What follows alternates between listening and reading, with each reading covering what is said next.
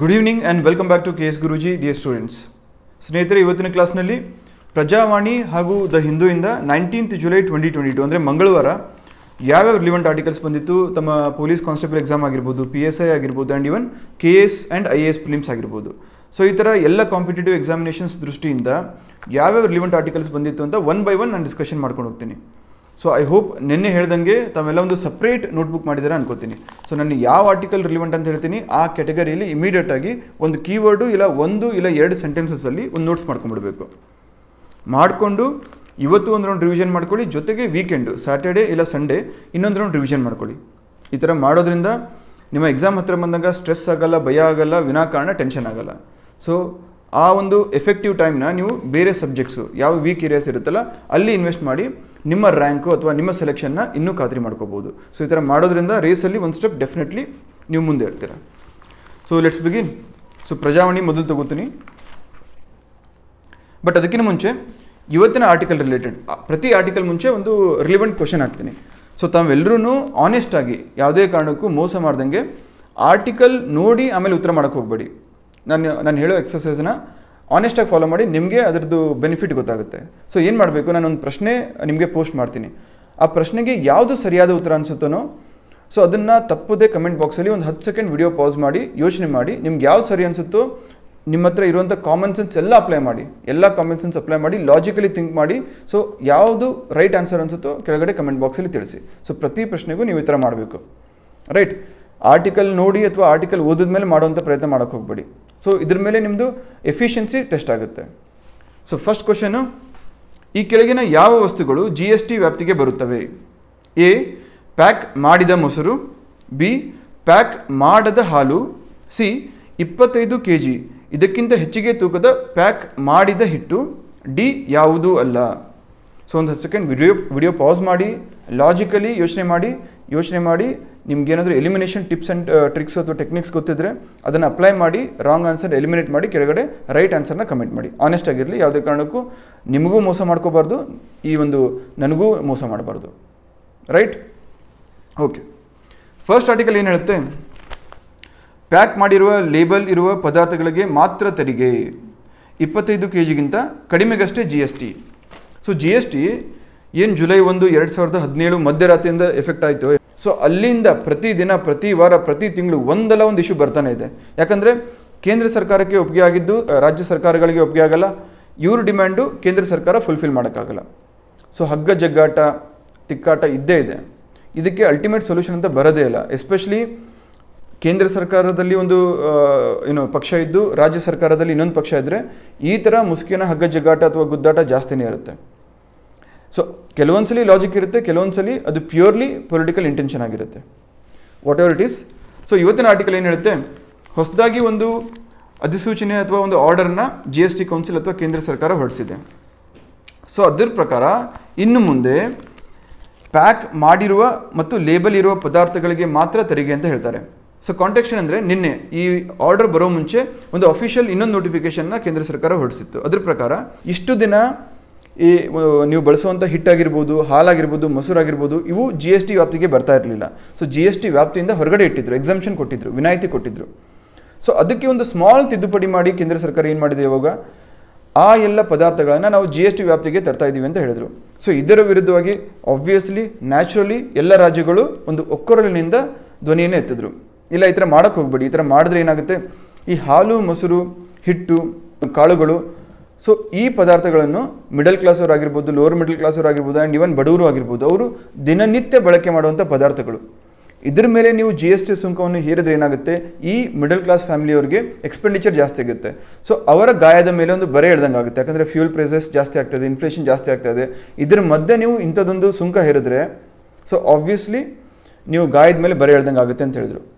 So ಹಾಗಾಗಿ ಈ ಒಂದು ಕನ್ಸರ್ನ್ ಅಥವಾ ಮಾತನ್ನು ಕೇಂದ್ರ ಸರ್ಕಾರ ಪೂರ್ಣವಾಗಿ ಒಪ್ಪದೇ ಇದ್ದರೂ ಸಹ ಕೆಲವೊಂದು ತಿದ್ದುಪಡಿ ಮಾಡಿ ಮತ್ತೆ ಹೊಸ ಒಂದು ಆದೇಶವನ್ನು ಕೊಡ್ತು.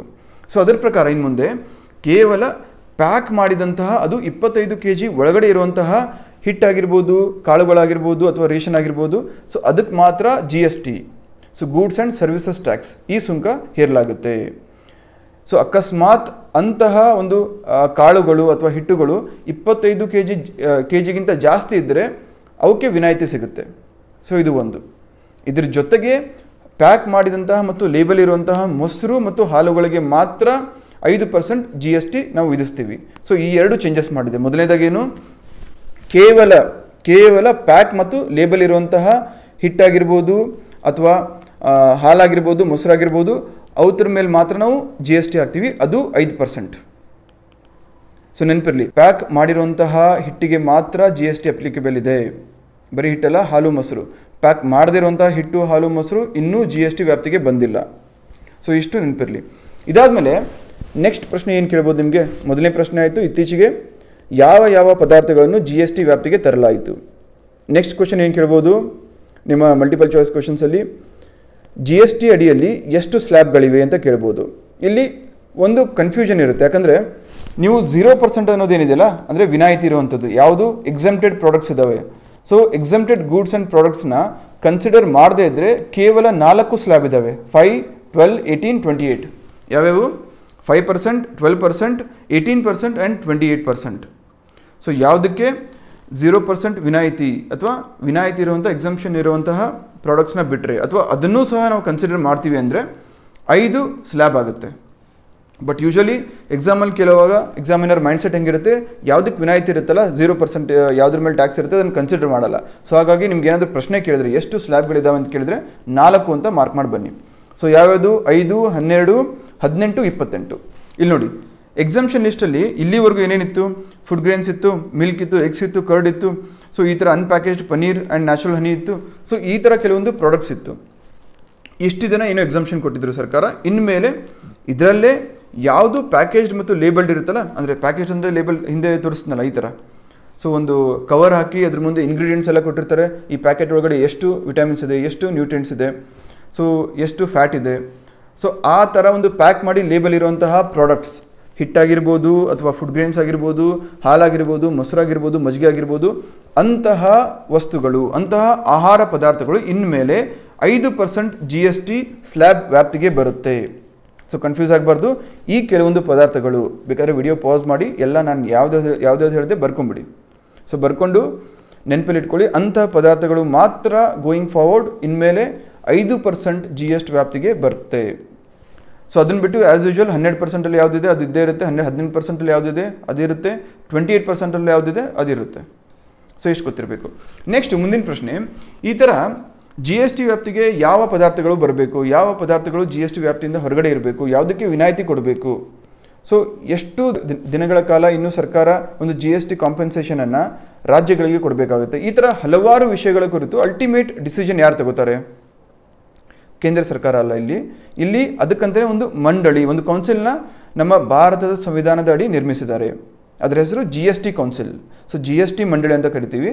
ನೆನ್ಪಿಟ್ಕೋಬೇಕು, ನಿಮಗೆ ಎಕ್ಸಾಮಲ್ಲಿ ಕೇಳ್ಬೋದು GST ಕೌನ್ಸಿಲ್ ಅಥವಾ GST ಮಂಡಳಿಯಲ್ಲಿ ಅಥವಾ ಅದರ ಚೇರ್ಮನ್ ಯಾರಾಗಿರ್ತಾರೆ, ಅದರ ಅಧ್ಯಕ್ಷರು ಯಾರಾಗಿರ್ತಾರೆ ಅಂತ ಕೇಳ್ಬೋದು. ಸೊ ಸರಿಯಾದ ಉತ್ತರ ಏನು ಗೊತ್ತಾ? ಯೂನಿಯನ್ ಫೈನಾನ್ಸ್ ಮಿನಿಸ್ಟರ್, ಕೇಂದ್ರ ವಿತ್ತ ಸಚಿವರು. ಇವರು ಈ ಒಂದು ಕೌನ್ಸಿಲ್ ಅಥವಾ ಮಂಡಳಿ ಏನಿದೆ ಇದನ್ನು ಹೆಡ್ ಮಾಡ್ತಾರೆ. ಅದರ ಮೆಂಬರ್ಸ್ ಯಾರಿರ್ತಾರೆ? Minister of state for finance, one of the state finance ministers, ಜೊತೆಗೆ other state finance ministers. So ಇವರೆಲ್ಲ ಒಂದು ಮೀಟಿಂಗಲ್ಲಿ ಕುತ್ಕೊಂಡು ಸಭೆ ಸೇರಿ ವರ್ಷಕ್ಕೆ 2 ಸರ್ತಿ ಸೇರ್ತಾರೆ ಇವರು. ಸೊ ಆ ಸಭೆಯಲ್ಲಿ GST ಕುರಿತಂತೆ ಏನಾದರೂ ಕುಂದುಕೊರತೆ ಇದ್ದರೆ, ಏನಾದರೂ ಕನ್ಸರ್ನ್ಸ್ ಇದ್ದರೆ ಅದ್ರ ಬಗ್ಗೆ ಡಿಸ್ಕಷನ್ ಮಾಡ್ತಾರೆ. ಸೊ ಅದರ ವ್ಯಾಪ್ತಿಗೆ ಯಾವುದಾದ್ರೂ ಹೊಸ ಪದಾರ್ಥಗಳು ಅಥವಾ ಹೊಸ ಪ್ರಾಡಕ್ಟ್ಸ್ನ ಆ್ಯಡ್ ಮಾಡಬಹುದಾ, ಆ್ಯಡ್ ಮಾಡಿದರೆ ಅಥವಾ ಅದರ ವ್ಯಾಪ್ತಿಗೆ ತಗೊಂಡ್ಬಂದರೆ ಯಾರಿಗೆ ಇಂಪ್ಯಾಕ್ಟ್ ಆಗುತ್ತೆ, ಸೊ ಆ ಒಂದು ಕನ್ಸರ್ನ ನಾವು ಹೇಗೆ ಹೋಗಲಾಡಿಸ್ಬೇಕು, ಈ ಥರ ಹಲವಾರು ವಿಷಯಗಳ ಕುರಿತು ಚರ್ಚೆ ಮಾಡ್ತಾರೆ. ಒಂದು ಓಪನ್ ವೇದಿಕೆ ಇದ್ದಂಗೆ ದೊಡ್ಡ ಹಾಲ್ ಇರುತ್ತೆ. ಎಲ್ಲ ರಾಜ್ಯಗಳ ಸುಮಾರು 30 ರಾಜ್ಯಗಳ ವಿತ್ತ ಸಚಿವರು ಬಂದಿರ್ತಾರೆ ಅಥವಾ ಯೂನಿಯನ್ ಟೆರಿಟರೀಸ್ ಲೆಫ್ಟಿನೆಂಟ್ ಗವರ್ನರ್ಸು, ಅವರೆಲ್ಲ ಒಟ್ಟಿಗೆ ಕೂತ್ಕೊಂಡು ಆ ಒಂದು ಅಧ್ಯಕ್ಷರ ಸ್ಥಾನದಲ್ಲಿ ನಮ್ಮ ಕೇಂದ್ರ ವಿತ್ತ ಸಚಿವರು ಇರ್ತಾರೆ, ಅವ್ರ ಜೊತೆ ಮನಸ್ಸು ಬಿಚ್ಚಿ ಮಾತಾಡ್ತಾರೆ. ಸೊ ಯಾವ್ದು ಸರಿ ಯಾವ್ದು ತಪ್ಪು. ಸೊ ಈ ಥರ ಒಕ್ಕೊರಲಿನಿಂದ, ಅಂದರೆ ಏನೋ ಒಂದು ಡಿಸಿಷನ್ ತೊಗೊಳ್ಬೇಕಾದ್ರೂ ಕೇಂದ್ರ ವಿತ್ತ ಸಚಿವರು ಆ ಒಂದು ಕೌನ್ಸಿಲ್ ಮಂಡಳಿ ಮುಂದೆ ಈ ಒಂದು ಡಿಸಿಷನ್ನ ಇಡ್ತಾರೆ. ಸೊ ಆ ಡಿಸಿಷನ್ ಕುರಿತಂತೆ ಎಲ್ಲ ಪಾರ್ಟಿಸಿಪೆಂಟ್ಸ್, ಎಲ್ಲ ಮೆಂಬರ್ಸು ವೋಟ್ ಮಾಡ್ತಾರೆ. ಸೊ ಆ ವೋಟ್ ಮಾಡಿದಂಥ ಸಂದರ್ಭದಲ್ಲಿ ಮಿನಿಮಮ್ 75% ಜನ, 75% ವೋಟ್ಸ್ ಎಸ್ ಅಂತ ಹೇಳಿದರೆ ಮಾತ್ರ ಅದು ಪಾಸ್ ಆಗುತ್ತೆ, ಅದು ಎಫೆಕ್ಟಿವ್ ಆಗಿ ಹೊರಹೊಮ್ಮುತ್ತೆ. ಸೊ ನೆನಪಿರಲಿ, ಎಲ್ಲ ಪಾರ್ಟಿಸಿಪೆಂಟ್ಸ್, ಎಲ್ಲ ಮೆಂಬರ್ಸ್ ಯಾರು ಮೀಟಿಂಗಲ್ಲಿ ಇರ್ತಾರೆ ಅದರಲ್ಲಿ 75% ಜನ ಎಸ್ ಅಂತ ಹೇಳಬೇಕು ಏನೇ ಒಂದು ಡಿಸಿಷನ್ ಆಗಲಿ. ಸೊ ಅವಾಗ ಮಾತ್ರ ಆ ಒಂದು ಡಿಸಿಷನ್ಗೆ ಬೆಲೆ ಇರುತ್ತೆ, ಇಲ್ಲ ಅಂದರೆ ಅದು ಪಾಸ್ ಆಗಲ್ಲ. ಸೊ ಇಲ್ಲಿ ಮತ್ತೊಂದೇನೆಂದರೆ, ಸುಮಾರು ಜನ ಹೇಳ್ತಾರಲ್ಲ, ಒಂದು ತಪ್ಪು ತಿಳುವಳಿಕೆ ಇದೆ. GST ಮೀಟಿಂಗ್ ಅಥವಾ GST ಕುರಿತಂತೆ ಕೇಂದ್ರ ಸರ್ಕಾರ ಏಕಪಕ್ಷೀಯ ನಿರ್ಧಾರ ತೆಗೆದುಕೊಳ್ಳುತ್ತೆ, ಯುನಿಲ್ಯಾಟ್ರಲಿ ಡಿಸಿಷನ್ ತಗೊಳ್ಳುತ್ತೆ, ಯಾವುದೇ ಕಾರಣಕ್ಕೂ ಸ್ಟೇಟ್ಸ್ನ ಪರಿಗಣನೆಗೆ ತೆಗೆದುಕೊಳ್ಳಲ್ಲ ಅಂತ ಒಂದು ಆಪಾದನೆ ಇದೆ. ಬಟ್ ಅದು ಶುದ್ಧ ಸುಳ್ಳು. ಯಾಕಂದರೆ most of the times at least rules ಪ್ರಕಾರ ಹೆಂಗಿದೆ, ಏನೇ ಡಿಸಿಷನ್ ತೊಗೊಂಡ್ರು ಅಲ್ಲಿ ಕೇಂದ್ರ ಸರ್ಕಾರಕ್ಕೆ ಬರೀ 1/3 ಪವರ್ ಇರುತ್ತೆ, 1/3 ವೋಟ್ ಇರುತ್ತೆ. ಮಿಕ್ಕಂತಹ 2/3 ವೇಟೇಜು ರಾಜ್ಯ ಸರ್ಕಾರಗಳಿಗಿರುತ್ತೆ. ಸೊ ಹಾಗಾಗಿ ಏನೇ ಡಿಸಿಷನ್ ಆಗಲಿ ಅದರಲ್ಲಿ ರಾಜ್ಯ ಸರ್ಕಾರಗಳಿಗೇ ಮೇಲ್ಗೈ ಇರುತ್ತೆ. ಬಟ್ ಇಲ್ಲೊಂದು ಕ್ಯಾಚ್ ಇದೆ, ಏನು ಗೊತ್ತಾ? ಪ್ರೆಸೆಂಟ್ ಸಿನಾರಿಯೋನೇ ನೋಡಿಕೊಂಡ್ರೆ ಕೇಂದ್ರ ಸರ್ಕಾರದಲ್ಲಿ ಅಥವಾ ಕೇಂದ್ರದಲ್ಲಿ ಯಾವ ಥರ BJP ಪಕ್ಷ ಇದೆಯೋ ಅದೇ ಥರ ಸುಮಾರು ರಾಜ್ಯಗಳಲ್ಲಿ BJP ಪಕ್ಷ ಇದೆ. ಸೊ ಆಬ್ವಿಯಸ್ಲಿ ಮೀಟಿಂಗ್ ಬಂದಾಗ ಆ ಸ್ಟೇಟ್ ಮಿನಿಸ್ಟರ್ಸ್ ಇರ್ತಾರಲ್ಲ, BJP ರೂಲ್ಡ್ ಸ್ಟೇಟ್ಸಿಂದ, ಸೊ ಅಂತಹ ಒಂದು ಮಿನಿಸ್ಟರ್ಸು ಯಾವುದೇ ಕಾರಣಕ್ಕೂ ಕೇಂದ್ರ ವಿತ್ತ ಸಚಿವರ ಆದೇಶ ಇರುತ್ತೆ ಅಥವಾ ಡಿಸಿಷನ್ ಇರುತ್ತೆ ಅದರ ವಿರುದ್ಧವಾಗಿ ಹೋಗಲ್ಲ. ಸೊ ಆಬ್ವಿಯಸ್ಲಿ ಯಾವ ರಾಜ್ಯಗಳಲ್ಲಿ BJP ಅಲ್ಲದೇ ಬೇರೆ ಪಕ್ಷಗಳು ಸರ್ಕಾರ ನಡೆಸಿರ್ತವೆ ಅಂತಹ ಪಕ್ಷಗಳಿಗೆ ಒಂದು ವಾಯ್ಸ್ ಇಲ್ಲಾರ್ದಂಗೆ ಆಗುತ್ತೆ, ಅವರ ವಾಯ್ಸ್ ಸಪ್ರೆಸ್ ಆಗುತ್ತೆ. So this is very practical. ಯಾಕಂದರೆ ಜನರೇ ಮತ ಹಾಕಿ ಇಂತಹ ಒಂದು ಪಕ್ಷ ನಮ್ಮನ್ನು ಕೇಂದ್ರದಲ್ಲಿ ರೂಲ್ ಮಾಡಲಿ ಅಂತ ಕಳಿಸಿರ್ತಾರೆ. ಸೊ ಇದು ಜನಾದೇಶ, ಯಾವುದೇ ಕಾರಣಕ್ಕೂ ಕ್ವೆಶ್ಚನ್ ಮಾಡೋಕ್ಕಾಗಲ್ಲ. ಬಟ್ ನಮ್ಮ ಸಂವಿಧಾನದ ಅಡಿಯಲ್ಲಿ ಏನೆಲ್ಲ ಪ್ರೊಟೆಕ್ಷನ್ ಕೊಡಬೇಕು, ಏನೆಲ್ಲ ರೈಟ್ಸ್ ಕೊಡಬೇಕು, ಮೈನಾರಿಟಿ ಸ್ಟೇಟ್ಸ್ ಆಗಿರ್ಬೋದು, ಬೇರೆ ಬೇರೆ ರಾಜ್ಯಗಳಾಗಿರ್ಬೋದು ಅಥವಾ ಯೂನಿಯನ್ ಟೆರಿಟರೀಸ್ ಆಗಿರ್ಬೋದು, ಸೊ ಅವನ್ನೆಲ್ಲ ಇನ್ಶೂರ್ ಮಾಡಲಾಗಿದೆ. ಬಟ್ ನಲ್ಲಿ ಇಷ್ಟೇ ನೆನಪಿರಲಿ, GST ಕೌನ್ಸಿಲ್ ಅಂದರೆ ಅದರ ಅಧ್ಯಕ್ಷರು ಯಾರಿರ್ತಾರೆ? Union finance minister. Other members from centre ಯಾರಿರ್ತಾರೆ? ಕೇಂದ್ರ ಸರ್ಕಾರದಿಂದ ಬರೀ ಯೂನಿಯನ್ ಫೈನಾನ್ಸ್ ಮಿನಿಸ್ಟರ್ ಅಷ್ಟೇ ಅಲ್ಲ, minister of state for finance ಅವರು ಸಹ ಇರ್ತಾರೆ. ಅದಾದಮೇಲೆ ಇದರ ವೈಸ್ ಚೇರ್ಪರ್ಸನ್ ಯಾರಾಗಿರ್ತಾರೆ? ಮಿಕ್ಕಂತಹ ರಾಜ್ಯಗಳಿಂದ ಏನು ಮೆಂಬರ್ಸ್ ಆಗಿ ಬಂದಿರ್ತಾರಲ್ವಾ, ಸ್ಟೇಟ್ ಫೈನಾನ್ಸ್ ಮಿನಿಸ್ಟರ್ಸ್, ಅವರಲ್ಲಿ ಒಬ್ಬರು ವೈಸ್ ಚೇರ್ಪರ್ಸನ್ ಆಗಿರ್ತಾರೆ. ಸೊ ಅದು ರೊಟೇಷನ್ ಬೇಸಿಸ್ ಮೇಲೆ ಇರುತ್ತೆ. ಸೊ ಈ ಮೀಟಿಂಗಲ್ಲಿ ಒಬ್ಬರು ಇದ್ದರೆ ನೆಕ್ಸ್ಟ್ ಮೀಟಿಂಗಲ್ಲಿ ಇನ್ನೊಬ್ರು ಇರ್ತಾರೆ. ಸೊ ಈ ಥರ ಇರುತ್ತೆ. ಸೊ GST ಕೌನ್ಸಿಲ್ ಬಗ್ಗೆ ಗೊತ್ತಾಯಿತು, ಎಷ್ಟು ಸ್ಲ್ಯಾಬ್ಸ್ ಇದೆ GST ಅಂತ ಗೊತ್ತಾಯಿತು. ಅದ್ರ ಜೊತೆಗೆ ಇತ್ತೀಚೆಗೆ GST ಅಂಡರಲ್ಲಿ ಯಾವ್ಯಾವ ಹೊಸ ಪದಾರ್ಥಗಳು ಅಥವಾ ಪ್ರಾಡಕ್ಟ್ಸ್ನ ತರಲಾಗಿದೆ ಅಂತ ತಿಳ್ಕೊಂಡ್ರಿ. ರೈಟ್. ಇದಾದಮೇಲೆ GST ಅಂದ್ರೇನು? ಒಂದು ವಿಷಯ ಗೊತ್ತಿರಲಿ, ಪ್ರತಿ ವರ್ಷ ನಾವು 1 ಜುಲೈನ GST ಡೇ ಅಂತ ಆಚರಣೆ ಮಾಡ್ತೀವಿ. ಯಾಕೆ? ಪ್ರತಿ ವರ್ಷ ಜುಲೈ ತಿಂಗಳ ಮೊದಲ ದಿನ 1 ಜುಲೈ ನಾವು GST ಡೇ ಅಂತ ಆಚರಿಸ್ತೀವಿ. ಕಾರಣ, ಈ ದಿನದಂದು 2017ರಲ್ಲಿ GST ಅನ್ನೋ ಒಂದು ತೆರಿಗೆ ಎಫೆಕ್ಟಿವ್ ಆಯಿತು ಅಥವಾ ಆ್ಯಕ್ಟ್ ಆಗಿ ಬದಲಾವಣೆ ಆಗಿ ಇಂಪ್ಲಿಮೆಂಟ್ ಆಗೋಕ್ಕೆ ಶುರುವಾಯಿತು. ಸೊ ಯಾವತ್ತು? ಜುಲೈ 1 ಮಧ್ಯರಾತ್ರಿ 12 ಗಂಟೆಯಿಂದ GST ಇಂಪ್ಲಿಮೆಂಟೇಷನ್ ಸ್ಟಾರ್ಟ್ ಆಯಿತು. ಸೊ ಹಾಗಾಗಿ ಪ್ರತಿ ವರ್ಷ ನಾವು 1 ಜುಲೈನ GST ಡೇ ಅಂತ ಅಕ್ರಾಸ್ ನೇಷನ್, ಭಾರತದಾದ್ಯಂತ ಸೆಲೆಬ್ರೇಟ್ ಮಾಡ್ತೀವಿ ಅಥವಾ ಅಬ್ಸರ್ವ್ ಮಾಡ್ತೀವಿ. ಹಾಗಾದರೆ GST ಅಂದ್ರೇನು? ಸೊ ನೆನಪಿರಲಿ, GST ಅಂದರೆ ಇಂಡೈರೆಕ್ಟ್ ಟ್ಯಾಕ್ಸ್. ಅಂದರೆ ಡೈರೆಕ್ಟಾಗಿ ನಾವು ಸರ್ಕಾರಕ್ಕೆ ಕಟ್ಟಲ್ಲ. ಯಾವುದೇ ಒಂದು ವಸ್ತು ತೆಗೆದುಕೊಂಡಾಗ ಅಥವಾ ಪದಾರ್ಥ ತೆಗೆದುಕೊಂಡಾಗ ಅದರ ಮೇಲೆ ಏನು ಟ್ಯಾಕ್ಸ್ ಕಟ್ತೀವಲ್ವ, ಅದು ಹೋಗಿ ಸರ್ಕಾರಕ್ಕೆ ಸೇರುತ್ತೆ. ಸೊ ಹಾಗಾಗಿ ಇಂಡೈರೆಕ್ಟ್ ಟ್ಯಾಕ್ಸ್ ಅಂತ ಹೇಳ್ತೀವಿ. ಸೊ ಅದನ್ನು ಬಿಟ್ಟರೆ ಡೈರೆಕ್ಟ್ ಟ್ಯಾಕ್ಸ್ ಅಂದರೆ ಏನಪ್ಪ, ನೀವು ಇನ್ಕಮ್ ಟ್ಯಾಕ್ಸ್ ಎಲ್ಲ ಕಟ್ತಿರಲ್ವಾ, ಸೊ ಅದನ್ನು ನಾವು ಡೈರೆಕ್ಟ್ ಟ್ಯಾಕ್ಸ್ ಅಂತ ಹೇಳ್ತೀವಿ. ಸೊ ಈ ಥರ ಕಟ್ಟೋದನ್ನ ಇಂಡೈರೆಕ್ಟ್ ಟ್ಯಾಕ್ಸ್. ಇದು ಬೇಸಿಕ್ ಡಿಫ್ರೆನ್ಸು. ಸೊ GST ಹಾಗಾದರೆ ಒಂದು ಇಂಡೈರೆಕ್ಟ್ ಟ್ಯಾಕ್ಸ್. ಇದನ್ನು 1 ಜುಲೈ 2017ರಿಂದ ಇಂಪ್ಲಿಮೆಂಟ್ ಮಾಡಲಾಗ್ತಾ ಇದೆ. ಇದಕ್ಕಿಂತ ಮುಂಚೆ ಬೇರೆ ಬೇರೆ ರಾಜ್ಯಗಳಲ್ಲಿ ವ್ಯಾಟ್ ಅಂತ ಇರ್ತಾಯಿತ್ತು, ಎಕ್ಸೈಸ್ ಡ್ಯೂಟಿ ಅಂತ ಇರ್ತಾಯಿತ್ತು. ಸೊ ಈ ಥರ ಹಲವಾರು ರಾಜ್ಯಗಳಲ್ಲಿ ಬೇರೆ ಬೇರೆ ಒಂದು ರೇಟ್ಸ್ ಇರ್ತಾಯಿತ್ತು. ಕರ್ನಾಟಕದಲ್ಲಿ 5% ವ್ಯಾಟ್ ಇದ್ದರೆ ಗೋವಾಲಿ 7% ಇರ್ತಾಯಿತ್ತು. ಸೊ ಇದರಿಂದ ರಾಜ್ಯಕ್ಕೆ ಏನಾದರೂ ನೀವು ವಸ್ತುಗಳನ್ನು ಮಾರಾಟಕ್ಕೆ ತೆಗೆದುಕೊಂಡು ಹೋದಾಗ ಅಥವಾ ಏನಾದರೂ ಸರ್ವಿಸಸ್ ಸೇಲ್ ಮಾಡಿದಾಗ, ಸೊ ಅಂಥ ಸಂದರ್ಭದಲ್ಲಿ ಡಬಲ್ ಟ್ಯಾಕ್ಸ್ ಕಟ್ಟಬೇಕಾಗಿತ್ತು. ಯಾರಿಗೆ? ಬಿಸ್ನೆಸ್ಮನ್ಗೆ. ಸೊ ಹಾಗಾಗಿ ಈ ಥರ ಒಂದು ಪ್ರಾಬ್ಲಮ್ಸ್ ಎಲ್ಲ ಇತ್ತಲ್ಲ, ಇದನ್ನು ಹೋಗಲಾಡಿಸಿ ಒನ್ ನೇಷನ್ ಒನ್ ಟ್ಯಾಕ್ಸ್, ಒಂದು ರಾಷ್ಟ್ರ ಒಂದು ಸುಂಕ, ಈ ಉದ್ದೇಶ ಇಟ್ಕೊಂಡು GST ಇಂಪ್ಲಿಮೆಂಟ್ ಮಾಡಲಾಯಿತು. ಸೊ ಇದರ ಕುರಿತಂತೆ ಸರಿಸುಮಾರು 15ರಿಂದ 16 ವರ್ಷಗಳ ಕಾಲ ನಾವು ಇಂಪ್ಲಿಮೆಂಟ್ ಮಾಡಬೇಕು ಬೇಡವೋ, ಯಾವಾಗ ಮಾಡಬೇಕು, ಈ ಥರ ಡಿಸ್ಕಷನ್ ನಡೀತಾನೆ ಇತ್ತು. 1998-99ರಿಂದ ಒಂದು ಕಮಿಟಿ ಏನು ಫಾರ್ಮ್ ಮಾಡಿ ಅದು ರೆಕಮೆಂಡೇಶನ್ ಕೊಟ್ಟಿತ್ತು. ಅಂದಿನಿಂದ 2017ವರೆಗೂ ಸಿಕ್ಕಾಪಟ್ಟೆ ಆಬ್ಸ್ಟಕಲ್ಸ್ ಬಂತು. ಬಟ್ ಅಂತೂ ಇಂತೂ ಕೊನೆಗೆ ಜುಲೈ 1, 2017ರಂದು ಇಂಪ್ಲಿಮೆಂಟ್ ಮಾಡಿದ್ರು. ಸೊ ಹಾಗಾದರೆ ಸಿಂಪಲ್ ಟರ್ಮ್ಸಲ್ಲಿ ಹೇಳ್ತೀನಿ ಕೇಳಿ. ಸುಮಾರು ಜನಕ್ಕೆ ನೀವು ಕೇಳ್ತಾ ಇರ್ತೀರಾ GST ಅಂದರೆ ಒಂದು ಸುಂಕ ಅಂತ ಗೊತ್ತಾಗಿರುತ್ತೆ. ಬಟ್ ಯಾವ ಟೈಪ್ ಸುಂಕ? ಅದು ಬಂದಾಗಿನಿಂದ ಏನೇನು ಚೇಂಜಸ್ ಆಗಿದೆ, GST ಬರೋ ಮುಂಚೆ ಯಾವ ಥರ ಇತ್ತು, GST ಬಂದ ಮೇಲೆ ಯಾವ ಥರ ಬದಲಾವಣೆ ಆಗಿದೆ. ಸೊ ಕನ್ಸ್ಯೂಮರ್ಸ್ಗೆ ಅಂದರೆ ನಾವು ಅಲ್ಟಿಮೇಟ್ಲಿ ಕೊಂಡ್ಕೊಳ್ಳೋರಿಗೆ ಯಾವ ಥರ ಹೆಲ್ಪ್ ಆಗುತ್ತೆ. ಸೊ ಅದನ್ನು ಒಂದು ಚಿಕ್ಕ ಎಕ್ಸಾಂಪಲ್ ಮುಖಾಂತರ ಹೆಲ್ಪ್ ಮಾಡ್ತೀನಿ. T shirt G S T ಬರೋ ಮುಂಚೆನೇ ನಾವು ಬಟ್ಟೆ ಹಾಕ್ತಾ ಇದ್ವಿ, ಜಿ ಎಸ್ ಟಿ ಬಂದಮೇಲೆ ಹಾಕ್ತಾ ಇದ್ವಿ. So best example would be T shirt. So G S T ಬರೋ ಮುಂಚೆ ಏನಿತ್ತು, ಒಂದು ಟಿ ಶರ್ಟ್ ಮಾಡಬೇಕು ಅಂದರೆ ತಮಗೆ ಬೇಸಿಕ್ ರಾ ಮಟೀರಿಯಲ್ಸ್ ಏನು ಬೇಕು, ದಾರ ಅಥವಾ ನೂಲು ಬೇಕು. ಸೊ ಇಲ್ಲಿ ಒಂದು ಮ್ಯಾನುಫ್ಯಾಕ್ಚರ್ ಒಂದು ಕಂಪ್ನಿ ಇಟ್ಕೊಳ್ಳೋಣ, ಯಾವುದು ನೈಕಿ ಅಂದ್ಕೊಳ್ಳೋಣ. ಸೊ ನೈಕಿ ಅನ್ನೋದು ಒಳ್ಳೆ ಟಿ ಶರ್ಟ್ ಬ್ರ್ಯಾಂಡ್ ಇದೆ.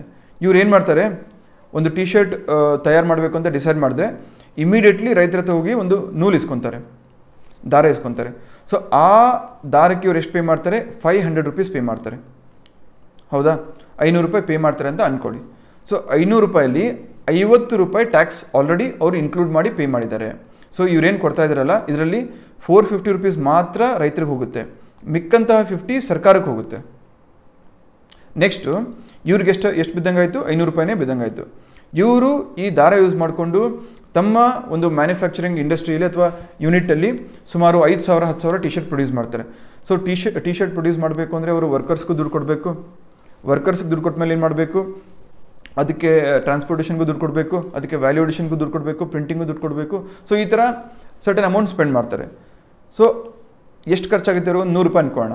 ಸೊ 500 ರೂಪಾಯಿ ದಾರಕ್ಕೆ ಇವರು 100 ರೂಪಾಯಿ ಅಷ್ಟು ಕೆಲಸ ಮಾಡಿ ಇದರ ಟೋಟಲ್ ವ್ಯಾಲ್ಯೂ 600 ರೂಪೀಸ್ ಮಾಡ್ತಾರೆ. ಸೊ 600 ರೂಪೀಸ್ ಆಗುತ್ತಾ. ಇವಾಗ ಯಾರೊಬ್ಬನು ಹೋಲ್ಸೇಲರ್ ಬರ್ತಾನೆ, ಡೈರೆಕ್ಟ್ಲಿ ನೈಕಿ ಕಂಪ್ನಿ ಬಂದು ಚಿಕ್ಕ ಅಂಗಡಿಗೆ ಹೋಗಿ ಮಾರೋಕ್ಕಾಗಲ್ಲ. ಯಾರೊಬ್ರು ಹೋಲ್ಸೇಲರ್ ಇರ್ತಾರೆ, ಅವರು ನೈಕಿ ಫ್ಯಾಕ್ಟ್ರಿಯಿಂದ ಲಾಟಲ್ಲಿ ದೊಡ್ಡ ಲಾಟಲ್ಲಿ 500, 1000, 10,000 ಗಟ್ಟಲೆ ಟಿ ಶರ್ಟ್ನ ಖರೀದಿ ಮಾಡ್ಕೊತಾರೆ. ಖರೀದಿ ಮಾಡಿಕೊಂಡು ತಮ್ಮ ಗೋಡೌನಲ್ಲಿ ಇಟ್ಕೊತಾರೆ. ಸೊ ಅಂತ ಒಬ್ಬ ಹೋಲ್ಸೇಲರ್ ಬರ್ತಾನೆ, ಅವ್ನು ಬಂದು ಏನು ಮಾಡ್ತಾನೆ, 600ಕ್ಕೆ ಇವರಿಗೆಲ್ಲ ಟೋಟಲ್ ಖರ್ಚು ಎಷ್ಟಾಗಿದೆ, 600 ಆಗಿದೆ. ಇದಕ್ಕೊಂದು 50 ರೂಪಾಯಿ ಸೇರಿಸಿ 650 ರೂಪಾಯಿಗೆ ಅವ್ನು ಕೊಂಡ್ಕೋತಾನೆ. ಈ 650 ರೂಪಾಯಿ ಅಂದರೆ ಇದರಲ್ಲಿ 600 ರೂಪಾಯಿ ಇವರಿಗಾದಂಥ ಚಾರ್ಜು, ಯಾರಿಗೆ, ನೈಕಿ ಕಂಪ್ನಿಗೆ, ಜೊತೆಗೆ 50 ರೂಪಾಯಿ ಸರ್ಕಾರಕ್ಕೆ ಮತ್ತೆ ಟ್ಯಾಕ್ಸು. ಆಲ್ರೆಡಿ ಆ ದಾರ ಕೊಂಡ್ಕೊಳ್ಳೋವಾಗ ನೈಕಿ ಕಂಪ್ನಿ ಕೊಟ್ಟಿದೆ, ಮತ್ತೆ 50 ರೂಪಾಯಿ ಟ್ಯಾಕ್ಸು. ಸೊ ಡಬಲ್ ಟ್ಯಾಕ್ಸ್ ಆಯಿತು. ಸೊ ನೆಕ್ಸ್ಟು ಹೋಲ್ಸೇಲರ್ ತನ್ನ ಹತ್ರ ಇಟ್ಕೊಳ್ಳೋಕ್ಕಾಗಲ್ಲ, 650 ರೂಪಾಯಿ ಖರ್ಚಾಗೋಗಿದೆ, ಮತ್ತೆ ಲಾಭಕ್ಕೆ ಮಾರಬೇಕು. ಅವನು ಒಂದು ಹಬ್ಬಲ್ಲಿ ಇರ್ತಾನೆ, ಬೆಂಗಳೂರಿಂದ ಸಿಟಿಯಲ್ಲಿ ಇರ್ತಾನೆ, ಬೇರೆ ಬೇರೆ ಜಿಲ್ಲೆಗಳಿಂದ, ಧಾರವಾಡ, ಬಿಜಾಪುರ, ಮೈಸೂರು. ಸೊ ಈ ಎಲ್ಲ ಊರುಗಳಲ್ಲಿ ಚಿಕ್ಕ ರಿಟೇಲರ್ಸ್ ಇರ್ತಾರೆ, ಚಿಕ್ಕ ಶಾಪ್ ಹಾಕೊಂಡವರು, ಚಿಕ್ಕ ಅಂಗಡಿ ಹಾಕೊಂಡವ್ರು ಎಲ್ಲ ಇರ್ತಾರೆ. ಅಲ್ಲೂ ಸಹ ನೈಕಿ ಕಂಪ್ನಿ ಟಿ ಶರ್ಟ್ಸೇ ಬೇಕು ಅಂತ ಕಸ್ಟಮರ್ಸ್ ಬಂದು ಕೇಳ್ತಾ ಇರ್ತಾರೆ. ಅವರೆಲ್ಲ ಏನು ಮಾಡ್ತಾರೆ, ಇವನ ಹತ್ರ ಬರ್ತಾರೆ, ವೇರ್ಹೌಸ್, ಹೋಲ್ಸೇಲ್ ವೇರ್ಹೌಸ್ ಇರುತ್ತಲ್ಲ ಗೋಡೌನು, ಅಲ್ಲಿ ಬಂದು ಸರ್ ನಮಗೆ ಕೊಡಿ ಅಂತ ಹೇಳ್ತಾರೆ. ಸೊ ಇವನು ಏನು ಮಾಡ್ತಾನೆ, 650 ರೂಪಾಯಿಗೆ ಇವನ ಹತ್ರ ಕೊಂಡ್ಕೊಂಡಿರ್ತಾನೆ, ಯಾರು, ನೈಕಿ ಶೋರೂಮ್ ಹತ್ರ. ಅವನು ಇನ್ನೊಂದು 50 ರೂಪಾಯಿ ಸೇರಿಸಿ 700 ರೂಪಾಯಿ ಚಾರ್ಜ್ ಹೇಳ್ತಾನೆ. ಸೊ ರಿಟೇಲರ್ಸ್ ಎಲ್ಲ ಏನು ಮಾಡ್ತಾರೆ, 700 ರೂಪಾಯಿ ಕೊಂಡ್ಕೋತಾರೆ. ಸೊ ಈ 700 ರೂಪಾಯಲ್ಲಿ 50 ರೂಪಾಯಿ ಮತ್ತೆ ಟ್ಯಾಕ್ಸ್ ಸೇರುತ್ತೆ. ಸೊ ಇವನಿಗೆ ತನಗಾಗಿದ್ದ ಖರ್ಚು, ಅದ್ರ ಜೊತೆಗೆ ಎಕ್ಸ್ಟ್ರಾ ಒಂದು 50 ರೂಪೀಸ್ ತಾನು ಸರ್ಕಾರಕ್ಕೆ ಏನು ಟ್ಯಾಕ್ಸ್ ಕಟ್ಟಬೇಕು ಅದನ್ನು ಸಹ ಆ ಒಂದು ಚಾರ್ಜಲ್ಲಿ ಸೇರಿಸಿ ರಿಟೇಲರ್ಸ್ ಕೊಡ್ತಾನೆ. ಸೊ ರಿಟೇಲರ್ಗೆ 700 ರೂಪಾಯಿಗೆ ಸಿಕ್ಕಂಗಾಗುತ್ತೆ. ಇವನು ಸಹ ಇದ್ರ ಮೇಲೆ ಟ್ಯಾಕ್ಸ್ ಕೊಟ್ಟು ಹಿಂದ್ಗಡೆ ಪ್ರೊಡಕ್ಷನ್ ಚಾರ್ಜು ಎಲ್ಲ ವ್ಯಾಲ್ಯೂ ಅಡಿಷನ್ ಚಾರ್ಜ್ ಎಲ್ಲ ಕೊಟ್ಟು 700 ರೂಪಾಯಿ ಖರ್ಚಾಗಿರುತ್ತೆ. ಇವನಿಗೂ ಸಹ ಲಾಭ ಬೇಕಲ್ವಾ. ಇವನೇನು ಮಾಡ್ತಾನೆ, 700 ರೂಪಾಯಲ್ಲಿ ಮತ್ತೆ ಒಂದು 100 ರೂಪಾಯಿ ಎಕ್ಸ್ಟ್ರಾ ಸೇರಿಸ್ತಾನೆ. 100 ರೂಪಾಯಿ ಯಾವುದಕ್ಕೆ, ಸರ್ಕಾರಕ್ಕೆ, ಒಂದು 50 ರೂಪಾಯಿ ಟ್ಯಾಕ್ಸ್ ಸರ್ಕಾರಕ್ಕೆ, ಒಂದು 50 ರೂಪಾಯಿ ಅವನಿಗೆ ಲಾಭ ಅಂತ ಹೇಳ್ಕೊಂಡು. ಸೊ ಕೊನೆಗೆ ಅಲ್ಟಿಮೇಟ್ಲಿ ಎಷ್ಟು ಬರುತ್ತೆ, 800 ರೂಪೀಸ್ಗೆ ನಮ್ಮ ಕಸ್ಟಮರ್ಗೆ ಬರುತ್ತೆ. ನಾನು 500 ರೂಪಾಯಿ ಏನು ದಾರ ಇರುತ್ತಲ್ಲ, ಅಥವಾ ಅದಕ್ಕೆ ಒಂದು 100 ರೂಪಾಯಿ ಎಲ್ಲ ಖರ್ಚು ಮಾಡಿ ಅಥವಾ ವ್ಯಾಲ್ಯೂ ಅಡಿಷನ್ ಸೇರಿಸಿ 600 ರೂಪಾಯಿಗೆ ನೈಕಿ ಕಂಪ್ನಿ ಒಂದು ಟಿ ಶರ್ಟ್ ರೆಡಿ ಮಾಡುತ್ತೆ. ಆ 600 ರೂಪಾಯಿ ಟಿ ಶರ್ಟ್ಸ್ಗೆ ನಾನು ಇಲ್ಲಿ 800 ರೂಪಾಯಿ ಕೊಡ್ತಾ ಇದ್ದೀನಿ, 800 ರೂಪೀಸ್ ಕೊಡ್ತಾ ಇದ್ದೀನಿ, ಅಂದರೆ ಎಕ್ಸ್ಟ್ರಾ 200 ರೂಪೀಸ್ ಕೊಡ್ತಾ ಇದ್ದೀನಿ. ಏನಕ್ಕೆ ಜಾಸ್ತಿ ಬರ್ಡನ್ ಆಯಿತು, ಪ್ರತಿ ಸ್ಟೇಜಲ್ಲೂ ಟ್ಯಾಕ್ಸ್ ಹೆಸರಲ್ಲಿ 55 ರೂಪಾಯಿ ಜಾಸ್ತಿ ಇನ್ಕ್ರೀಸ್ ಮಾಡ್ಕೊಂಡು ಹೋಗಿದ್ದಾರೆ. ಸೊ ಈ 55 ರೂಪೀಸ್ ಟ್ಯಾಕ್ಸು ಸರ್ಕಾರಕ್ಕೆ ಹೋಗ್ತಾ ಇತ್ತು. ಅಂದರೆ ಮಲ್ಟಿಪಲ್ ಲೆವೆಲ್ಸಲ್ಲಿ ಟ್ಯಾಕ್ಸ್ ಇತ್ತು. ಸೊ ಬ್ಲೈಂಡಾಗಿ, ಕುರುಡರಾಗಿ ಇಷ್ಟು ಟ್ಯಾಕ್ಸ್ ಕಟ್ಟಬೇಕಾಗಿತ್ತು ನಾವು, ಯಾವುದು, ಜಿ ಎಸ್ ಟಿ ಬರೋ ಮುಂಚೆ. ಅರ್ಥ ಆಗ್ತದಲ್ಲ, ಜಿ ಎಸ್ ಟಿ ಬರೋ ಮುಂಚೆ ಈ ಥರ ಮಲ್ಟಿಪಲ್ ಲೆವೆಲ್ಸಲ್ಲಿ ಟ್ಯಾಕ್ಸ್ ಕಟ್ಕೊಂಡು ಹೋಗಬೇಕಾಗಿತ್ತು. ಸೊ ಹಾಗಾಗಿ ಅಲ್ಟಿಮೇಟ್ ಬರ್ಡನ್ ಯಾರ ಮೇಲೆ ಬರ್ತಾಯಿತ್ತು, ನಮ್ಮ ಗ್ರಾಹಕರ ಮೇಲೆ ಬರ್ತಾಯಿತ್ತು. ಸೊ ಜಿ ಎಸ್ ಟಿ ಬಂದಮೇಲೆ ಏನು ಮಾಡಿದ್ರು ಗೊತ್ತಾ, ಸೇಮ್ ಥಿಂಗ್, ಟ್ಯಾಕ್ಸ್ ಇದೆ, ಬಟ್ ಒಂದು ಚಿಕ್ಕ ರಿಫಾರ್ಮ್ ಮಾಡಿದ್ರು. ಏನು ಮಾಡಿದ್ರು, ನೈಕಿ ಕಂಪ್ನಿಯವನೇ ಇದ್ದಾನ, ಹೋಗಿ ಯಾರ ಹತ್ರ, ರೈತರ ಹತ್ರ ನೂಲು ಅಥವಾ ರಾ ಮೆಟೀರಿಯಲ್ಸ್ ಬೈ ಮಾಡ್ತಾನೆ, ದಾರ ಬೈ ಮಾಡ್ತಾನೆ. ಸೊ 500 ರೂಪಾಯಿ ಕೊಡ್ತಾನೆ. 500 ರೂಪಾಯಲ್ಲಿ 50 ರೂಪಾಯಿ ಟ್ಯಾಕ್ಸ್ ಪೇ ಮಾಡಿದವನು. ಹಾಗಾಗಿ ಟೋಟಲ್ ಅದ್ರ ವ್ಯಾಲ್ಯೂ ಎಷ್ಟು, 450 ರೂಪೀಸ್. ಜೊತೆಗೆ ಸರ್ಕಾರಕ್ಕೆ 50 ರೂಪಾಯಿ ಟ್ಯಾಕ್ಸ್ ಆಗಲೇ ಹೊರಟೋಗಿದೆ. ಸೊ ಅವ್ನು ಬಂದು ಇನ್ನೊಂದು 100 ರೂಪಾಯಿದು ವ್ಯಾಲ್ಯೂ ಅಡಿಷನ್ ಮಾಡ್ತಾನೆ. ಮ್ಯಾನುಫ್ಯಾಕ್ಚರ್ಸ್ ಆಗಿರ್ಬೋದು ಅಥವಾ ವರ್ಕರ್ಸ್ ಆಗಿರ್ಬೋದು, ಅವ್ರದ್ದೆಲ್ಲ ಸ್ಯಾಲ್ರಿ ಸೇರಿಸಿ ಅವನಿಗೆ ಚಾರ್ಜ್ ಎಷ್ಟಾಗುತ್ತೆ, 450 ಪ್ಲಸ್ 50 ಪ್ಲಸ್ ಒಂದು 100 ಅನ್ಕೊಳ್ಳೋಣ. ಸೊ ಎಷ್ಟಾಯಿತು, 600 ಆಯಿತು. ಸೊ ಹೊಸದಾಗಿ ಯಾರು ಬರ್ತಾರಲ್ಲ ಅವರು ಬ್ಲೈಂಡಾಗಿ 50 ರೂಪೀಸ್ ಟ್ಯಾಕ್ಸ್, ಅಂದರೆ ಒಂದು 25% ಟ್ಯಾಕ್ಸ್ ಕಟ್ಟೋ ಬದಲು ಇದು ಪ್ರೊಡ್ಯೂಸ್ಡ್ ಗೂಡ್ಸ್ ಇರುತ್ತಲ್ಲ, ಇದ್ರ ಮೇಲೆ ಬರೀ 10% ಕಟ್ಟಬೇಕು. ಅಥವಾ ಏನು ಸ್ಲ್ಯಾಬ್ ಇದೆಯಲ್ಲ 5% 100% ಅಂತ ಆ ಥರ ಸ್ಲ್ಯಾಬ್ ಒಳಗಡೆ ಯಾವ ಸ್ಲ್ಯಾಬಲ್ಲಿ ಬರುತ್ತೆ ಟಿ ಶರ್ಟು ಅಷ್ಟೇ ಟ್ಯಾಕ್ಸ್ ಕಟ್ಟಬೇಕು. ಅದರಲ್ಲಿ ರಿಡಕ್ಷನ್ ಮಾಡಬೇಕು ಅವನು. ಯಾರು ಹಿಂದ್ಗಡೆ 50 ರೂಪಾಯಿನ ಕಟ್ಟಿರ್ತಾನಲ್ಲ ಆ 600 ರೂಪಾಯಲ್ಲಿ 50 ರೂಪಾಯಿ ಮೈನಸ್ ಮಾಡಿ 550 ರೂಪಾಯಿಗೆ ಮಾತ್ರ ಟ್ಯಾಕ್ಸ್ ಕಟ್ಟಬೇಕು. ಸೊ ಎಕ್ಸ್ಟ್ರಾ ಬರ್ಡನ್ ಒಂದು ತಲೆ ಮೇಲೆ ಹಾಕ್ಕೊಳ್ಳಲ್ಲ. ಯಾಕೆ ಹೇಳಿ, ಆಗಲೇ ಆ ಎಕ್ಸ್ಟ್ರಾ ಬರ್ಡನ್ ಅಥವಾ ಆ ಒಂದು ರಾ ಮಟೀರಿಯಲ್ ರಿಲೇಟೆಡ್ ಟ್ಯಾಕ್ಸ್ನ ನೈಕಿ ಕಂಪ್ನಿ ತನ್ನ ಮೇಲೆ ತಾನು ಹಾಕ್ಕೊಂಡಿದೆ, ತಾನು ಟ್ಯಾಕ್ಸ್ ಕಟ್ಬಿಟ್ಟಿದೆ. ಸೊ ಆ ಕಟ್ಟಿರುವಂಥ ಟ್ಯಾಕ್ಸ್ನ ಮುಂದೆ ಹೋಲ್ಸೇಲರ್ಗೆ ಅವರು ಟ್ರಾನ್ಸ್ಫರ್ ಮಾಡ್ತಾ ಇಲ್ಲ. ಬದಲಾಗಿ ಹೋಲ್ಸೇಲರ್ ಏನು ಮಾಡಬೇಕು, 600 ರೂಪಾಯಲ್ಲಿ 50 ರೂಪಾಯಿ ತೆಗೆದು ಬರೀ 550 ರೂಪಾಯಿಗೆ ಟ್ಯಾಕ್ಸ್ ಕಟ್ಟಬೇಕು ಅವನು. ಸೊ ಅವ್ನ ಬರ್ಡನ್ ಕಮ್ಮಿ ಆಯಿತಾ. ನೆಕ್ಸ್ಟ್ ಅವನು ಸಹ ರಿಟೇಲರ್ಗೆ ಹಿಂಗೆ ಹೇಳ್ತಾನೆ, ನಿನ್ನ ಫುಲ್ ನಾನೇನು ನಿಮಗೆ 650 ರೂಪೀಸ್ ಕೊಡ್ತಾ ಇದ್ದೀನಲ್ಲ 650 ರೂಪಾಯಿಗೂ ಟ್ಯಾಕ್ಸ್ ಕಟ್ಟೋಕೆ ಹೋಗಬೇಡ. ಇದರಲ್ಲಿ 50 ರೂಪಾಯಿಗೆ ನೈಕಿ ಕಂಪ್ನಿಯವನು ಯಾರು ಮ್ಯಾನುಫ್ಯಾಕ್ಚರ್ ಮಾಡ್ತಾನಲ್ಲ ಅವ್ನು ಟ್ಯಾಕ್ಸ್ ಕಟ್ಟಿದ್ದಾನೆ. ನಾನು ಮಿಕ್ಕಂತಹ ಒಂದು 100 ರೂಪಾಯಿಗೆ ಅಥವಾ 150 ರೂಪಾಯಿಗೆ ನಾನೊಂದು 15 ರೂಪಾಯಿ ಟ್ಯಾಕ್ಸ್ ಕಟ್ಟಿದ್ದೀನಿ. ಸೊ 75 ರೂಪೀಸ್ ಆಗಲೇ ಟ್ಯಾಕ್ಸ್ ಕಟ್ಟಾಗಿದೆ. ನೀನೇನು ಮಾಡು, ಮಿಕ್ಕಂತಹ 575 ರೂಪೀಸ್ ಇಷ್ಟಕ್ಕೆ ಮಾತ್ರ ಟ್ಯಾಕ್ಸ್ ಕಟ್ಟು ಅಂತ ಹೇಳ್ತಾನೆ. ಸೊ ಅದೊಂದು 15 ರೂಪಾಯಿ ಆಗುತ್ತೆ. ಸೊ ಈ ಥರ ಮಾಡ್ಕೊಂಬಂದು ನಮಗೆ ಇಲ್ಲಿ ಕಸ್ಟಮರ್ಸ್ ಅಥವಾ ಕನ್ಸ್ಯೂಮರ್ಸ್ಗೆ 700 ರೂಪಾಯಿ 600 ರೂಪಾಯಿ ವರ್ತ್ ಟಿ ಶರ್ಟು 800 ರೂಪಾಯಿ ಆಗೋ ಬದಲು 650 ಇಲ್ಲ 675 ರೂಪಾಯಿ 675ಗೆ ಸಿಗುತ್ತೆ. ಸೊ ಅಲ್ಟಿಮೇಟ್ಲಿ ಬೆನಿಫಿಟ್ ಯಾರಿಗೆ ಸಿಕ್ತು, ನಮಗೆ ಸಿಕ್ತು. ಹೇಗೆ, ಒಂದು 100ರಿಂದ 125 ರೂಪಾಯಿ ಅದರ ಕಾಸ್ಟು, ಅದರ ಪ್ರೈಸು, ಅದರ ಬೆಲೆ ಕಮ್ಮಿ ಆಯಿತು. ಸೊ ಅಲ್ಟಿಮೇಟ್ ಬೆನಿಫಿಟ್ಟು ಕನ್ಸ್ಯೂಮರ್ಗೆ ಸಿಗ್ತಾ ಇದೆ. ಸೊ ಇದೇ ಇದರ ಮೂಲ ಉದ್ದೇಶ ಅಥವಾ ಮುಖ್ಯ ಉದ್ದೇಶ ಆಗಿತ್ತು. ಯಾವುದು, GSTದು, goods and services tax. So ಹಾಗಾದರೆ ಇದರಲ್ಲಿ ಈ ಹೋಲ್ಸೇಲರ್ಸು, ರಿಟೇಲರ್ಸು, ಆಮೇಲೆ ಬಿಸ್ನೆಸ್ಮೆನ್ ಇವ್ರಿಗೇನು ಬೆನಿಫಿಟ್ ಇಲ್ವಾ? ಇವರಿಗೆ ಬೆನಿಫಿಟ್ಟು ಇದೆ, ಜೊತೆಗೆ ಡಿಸ್ಅಡ್ವಾಂಟೇಜು ಇದೆ. ಬೆನಿಫಿಟ್ ಏನಂದರೆ, ಬೇರೆ ಬೇರೆ ಸ್ಟೇಜಲ್ಲಿ ಟ್ಯಾಕ್ಸ್ ಕಟ್ಟಿ ಬರ್ಡನ್ ಮಾಡ್ಕೊತಾ ಇದ್ರಲ್ಲ, ಯಾರು ನಿಯತ್ತಾಗಿ ಒಂದು ಬಿಸ್ನೆಸ್ ಮಾಡ್ತಾಯಿದ್ರು ಅವರು ಬೇರೆ ಬೇರೆ ಸ್ಟೇಜಸಲ್ಲಿ, manufacturing stage, wholesale stage, retail stage, so ಈ ಥರ ಬೇರೆ ಬೇರೆ ಸ್ಟೇಜಸಲ್ಲಿ ಟ್ಯಾಕ್ಸ್ ಕಟ್ಟೋದು ಕಮ್ಮಿಯಾಗಿ ಒಂದೇ ಒಂದು ಸ್ಟೇಜಲ್ಲಿ ಟ್ಯಾಕ್ಸ್ ಕಟ್ಟುವಂತಹ ಒಂದು ಸಿಚುವೇಶನ್ ಬಂತು. ಸೊ ಹಾಗಾಗಿ ಅವ್ರ ಬರ್ಡನ್ ಕಮ್ಮಿ ಆಯಿತು. ಬಟ್ ಇದರಲ್ಲಿ ಡಿಸ್ಅಡ್ವಾಂಟೇಜ್ ಏನಂದರೆ, ತಮ್ಗೆ ಗೊತ್ತು, ವ್ಯಾಪಾರ ಅಂದರೆ ಸುಮಾರು ವ್ಯಾಪಾರಿಗಳು ಟ್ಯಾಕ್ಸ್ನ ಇವೇಡ್ ಮಾಡ್ತಾರೆ, ಟ್ಯಾಕ್ಸ್ ಕಟ್ಟಲ್ಲ. ಸೊ ನಮ್ಮ ಟ್ಯಾಕ್ಸೇಷನ್ ಸಿಸ್ಟಮಲ್ಲಿ ಇರುವಂಥ ಲೂಪ್ ಹೋಲ್ಸ್ನ ಬಳಸ್ಕೊಂಡು ಟ್ಯಾಕ್ಸ್ನ ಹೇಗಾದರೂ ಇವೇಡ್ ಮಾಡ್ತಾ ಇರ್ತಾರೆ. ಬಟ್ GST ಬಂದಮೇಲೆ ಎಲ್ಲ ಆನ್ಲೈನ್ ಆಗಿರೋದ್ರಿಂದ ಪ್ರತಿಯೊಂದು ಟ್ರಾನ್ಸಾಕ್ಷನ್ಗೂ ಅವರಲ್ಲಿ ಬಿಲ್ ಕೊಡಬೇಕಾಗುತ್ತೆ. ಸೊ ಹಾಗಾಗಿ ಇಲ್ಲಿವರೆಗೂ ಯಾರು ಈ ಒಂದು ಸೇವಾ ತೆರಿಗೆಯನ್ನು ಕಟ್ತಾ ಇರಲಿಲ್ವೋ, ಟ್ಯಾಕ್ಸನ್ನ ಕಟ್ತಾ ಇರಲಿಲ್ವೋ, ಅವರು ಇನ್ಮೇಲೆ ಟ್ಯಾಕ್ಸ್ ಕಟ್ಟಬೇಕಾದಂಥ ಪರಿಸ್ಥಿತಿ ಬಂದಿದೆ. ಸೊ ಇದು ಬಿಗ್ಗೆಸ್ಟ್ ಡಿಸ್ಅಡ್ವಾಂಟೇಜ್. ಎಥಿಕಲಿ, ಮಾರಲಿ ನೀವು ನೈತಿಕವಾಗಿ ನೋಡಿದ್ರೆ ಟ್ಯಾಕ್ಸ್ ಕಟ್ಟಲೇಬೇಕು. ಸೊ ಇದರಲ್ಲಿ ಡಿಸ್ಅಡ್ವಾಂಟೇಜ್ ಅನ್ನೋವಂಥದ್ದು ಏನೂ ಇರಲ್ಲ. ಬಟ್ ಇಷ್ಟು ದಿನ ಯಾರು ಟ್ಯಾಕ್ಸಿಂದ ಇವೇಡ್ ಆಗ್ತಾಯಿದ್ರು, ರನ್ ಅವೇ ಮಾಡ್ತಾಯಿದ್ರು, ಸೊ ಅಂಥವರು ಸಹ ಇನ್ನು GST ವ್ಯಾಪ್ತಿಗೆ ಬಂದು ಸರ್ಕಾರದ ತೆಕ್ಕೆಗೆ ಏನು ಟ್ಯಾಕ್ಸ್ ಹೋಗಬೇಕು ಅದನ್ನು ಕೊಡ್ತಾ ಹೋಗ್ತಾರೆ. ಸೊ ಇಷ್ಟು GST ಬಗ್ಗೆ ಆಗಿತ್ತು. ಒಂದು ಎಕ್ಸಾಂಪಲ್ ಮುಖಾಂತರ ಎಕ್ಸ್ಪ್ಲೇನ್ ಮಾಡುವಂಥ ಪ್ರಯತ್ನ ಮಾಡಿದ್ದೀನಿ. ಸುಮಾರು ಜನಕ್ಕೆ ಇನ್ನೂ ಡೌಟ್ ಇರುತ್ತೆ. ಅಕಸ್ಮಾತ್ ಡೌಟ್ ಇದ್ದರೆ ನನಗೆ ಕೆಳಗಡೆ ಕಮೆಂಟ್ ಸೆಕ್ಷನಲ್ಲಿ ತಿಳಿಸಿ, ಒಂದು ಚಿಕ್ಕ ವಿಡಿಯೋ ಮಾಡಿ ಟೆಲಿಗ್ರಾಮ್ ಗ್ರೂಪಲ್ಲಿ ಹಾಕ್ತೀನಿ. ಇನ್ನೊಂದು ಎಕ್ಸಾಂಪಲ್ ತೊಗೊಂಡು ನಿಮ್ಗೆ ಕ್ಲಾರಿಟಿ ಸಿಗುತ್ತೆ. ಸೊ ಇಷ್ಟೊಂದೆಲ್ಲ ಫ್ಯಾಕ್ಸ್ ಇದೆ ಅಂತ ನೀವು ಯಾವುದೇ ಕಾರಣಕ್ಕೂ ಟೆನ್ಷನ್ ಮಾಡ್ಕೊಂಡು ಕೂತ್ಕೊಳ್ಳೋಕೆ ಹೋಗಬೇಡಿ. ಯಾಕಂದರೆ ಸರ್ಕಾರ ಈ ಥರ ಪದಾರ್ಥಗಳಿಗೆ ಮಾತ್ರ ಟ್ಯಾಕ್ಸ್ ಹಾಕಿದೆ. ನಿಮ್ಮ ನಗು ಅಥವಾ ನಿಮ್ಮ ಮುಗುಳ್ನಗೆ ಮೇಲೆ ಟ್ಯಾಕ್ಸ್ ಹಾಕಿಲ್ಲ. ಅದ್ರ ಮೇಲೆ ಇನ್ನೂ 0% ಸುಂಕ ಇದೆ. ಸೊ ಹಾಗಾಗಿ ನಿಶ್ಚಿಂತೆಯಿಂದ ಟೆನ್ಷನ್ ಫ್ರೀಯಾಗಿ ಸ್ಮೈಲ್ ಮಾಡಿಕೊಂಡು ನಗಾಡಿಕೊಂಡು ಆರಾಮಾಗಿ ಓದಿ ಎಕ್ಸಾಮ್ ಕ್ಲಿಯರ್ ಮಾಡಿ. ಸೊ ಅದ್ರ ಮೇಲೆ ಇನ್ನೂ ಸುಂಕ ಇಲ್ಲ. ಬರೋ ಮುಂಚೆನೇ ಎಷ್ಟು ನಗಬೇಕು, ಎಷ್ಟು ಸ್ಮೈಲ್ ಮಾಡಬೇಕು ಮಾಡಿಬಿಡಿ. ಆಯ್ತಲ್ಲ. ನೆಕ್ಸ್ಟ್ ಕ್ವೆಶನ್ ನೋಡೋ ಮುಂಚೆ ಪ್ರಶ್ನೆ ನೋಡೋಣ. ಪಶ್ಚಿಮ ಘಟ್ಟ ವಲಯವು ಈ ಕೆಳಗಿನ ಯಾವ ರಾಜ್ಯಗಳಲ್ಲಿ ಕಂಡುಬರುತ್ತದೆ? ಪಶ್ಚಿಮ ಘಟ್ಟ ಅಂದರೆ ತಮಗೆಲ್ಲ ಗೊತ್ತಲ್ಲ, western Ghats. So western Ghats ಈ ಕೆಳಗಿನ ಯಾವ ರಾಜ್ಯಗಳಲ್ಲಿ ಕಂಡುಬರುತ್ತದೆ? Karnataka, Gujarat, Goa, all of the above, ಮೇಲಿನ ಎಲ್ಲ ರಾಜ್ಯಗಳು. ಸೊ ಪಶ್ಚಿಮ ಘಟ್ಟ ಯಾವ ರಾಜ್ಯ ಬರುತ್ತೆ, ಯಾವ್ಯಾವ ರಾಜ್ಯಗಳಲ್ಲಿ ಬರುತ್ತೆ ಅಂತ ಒಂದು 5 ಸೆಕೆಂಡ್ ಕಣ್ಣು ಮುಚ್ಕೊಂಡು ಭಾರತದ ಮ್ಯಾಪ್, ಇಂಡಿಯನ್ ಮ್ಯಾಪ್ ಇಮ್ಯಾಜಿನ್ ಮಾಡ್ಕೊಳ್ಳಿ. ಸೊ ವಿಜುವಲೈಸ್ ಮಾಡ್ಕೊಳ್ಳಿ, ಅಲ್ಲಿ ಯಾವ್ಯಾವ ಸ್ಟೇಟ್ ಬರುತ್ತೆ. ಸೊ ವೆಸ್ಟರ್ನ್ ಘಾಟ್ಸ್ ಅಂದರೆ ನಮ್ಮ ಪಶ್ಚಿಮ ಭಾಗದಲ್ಲಿ.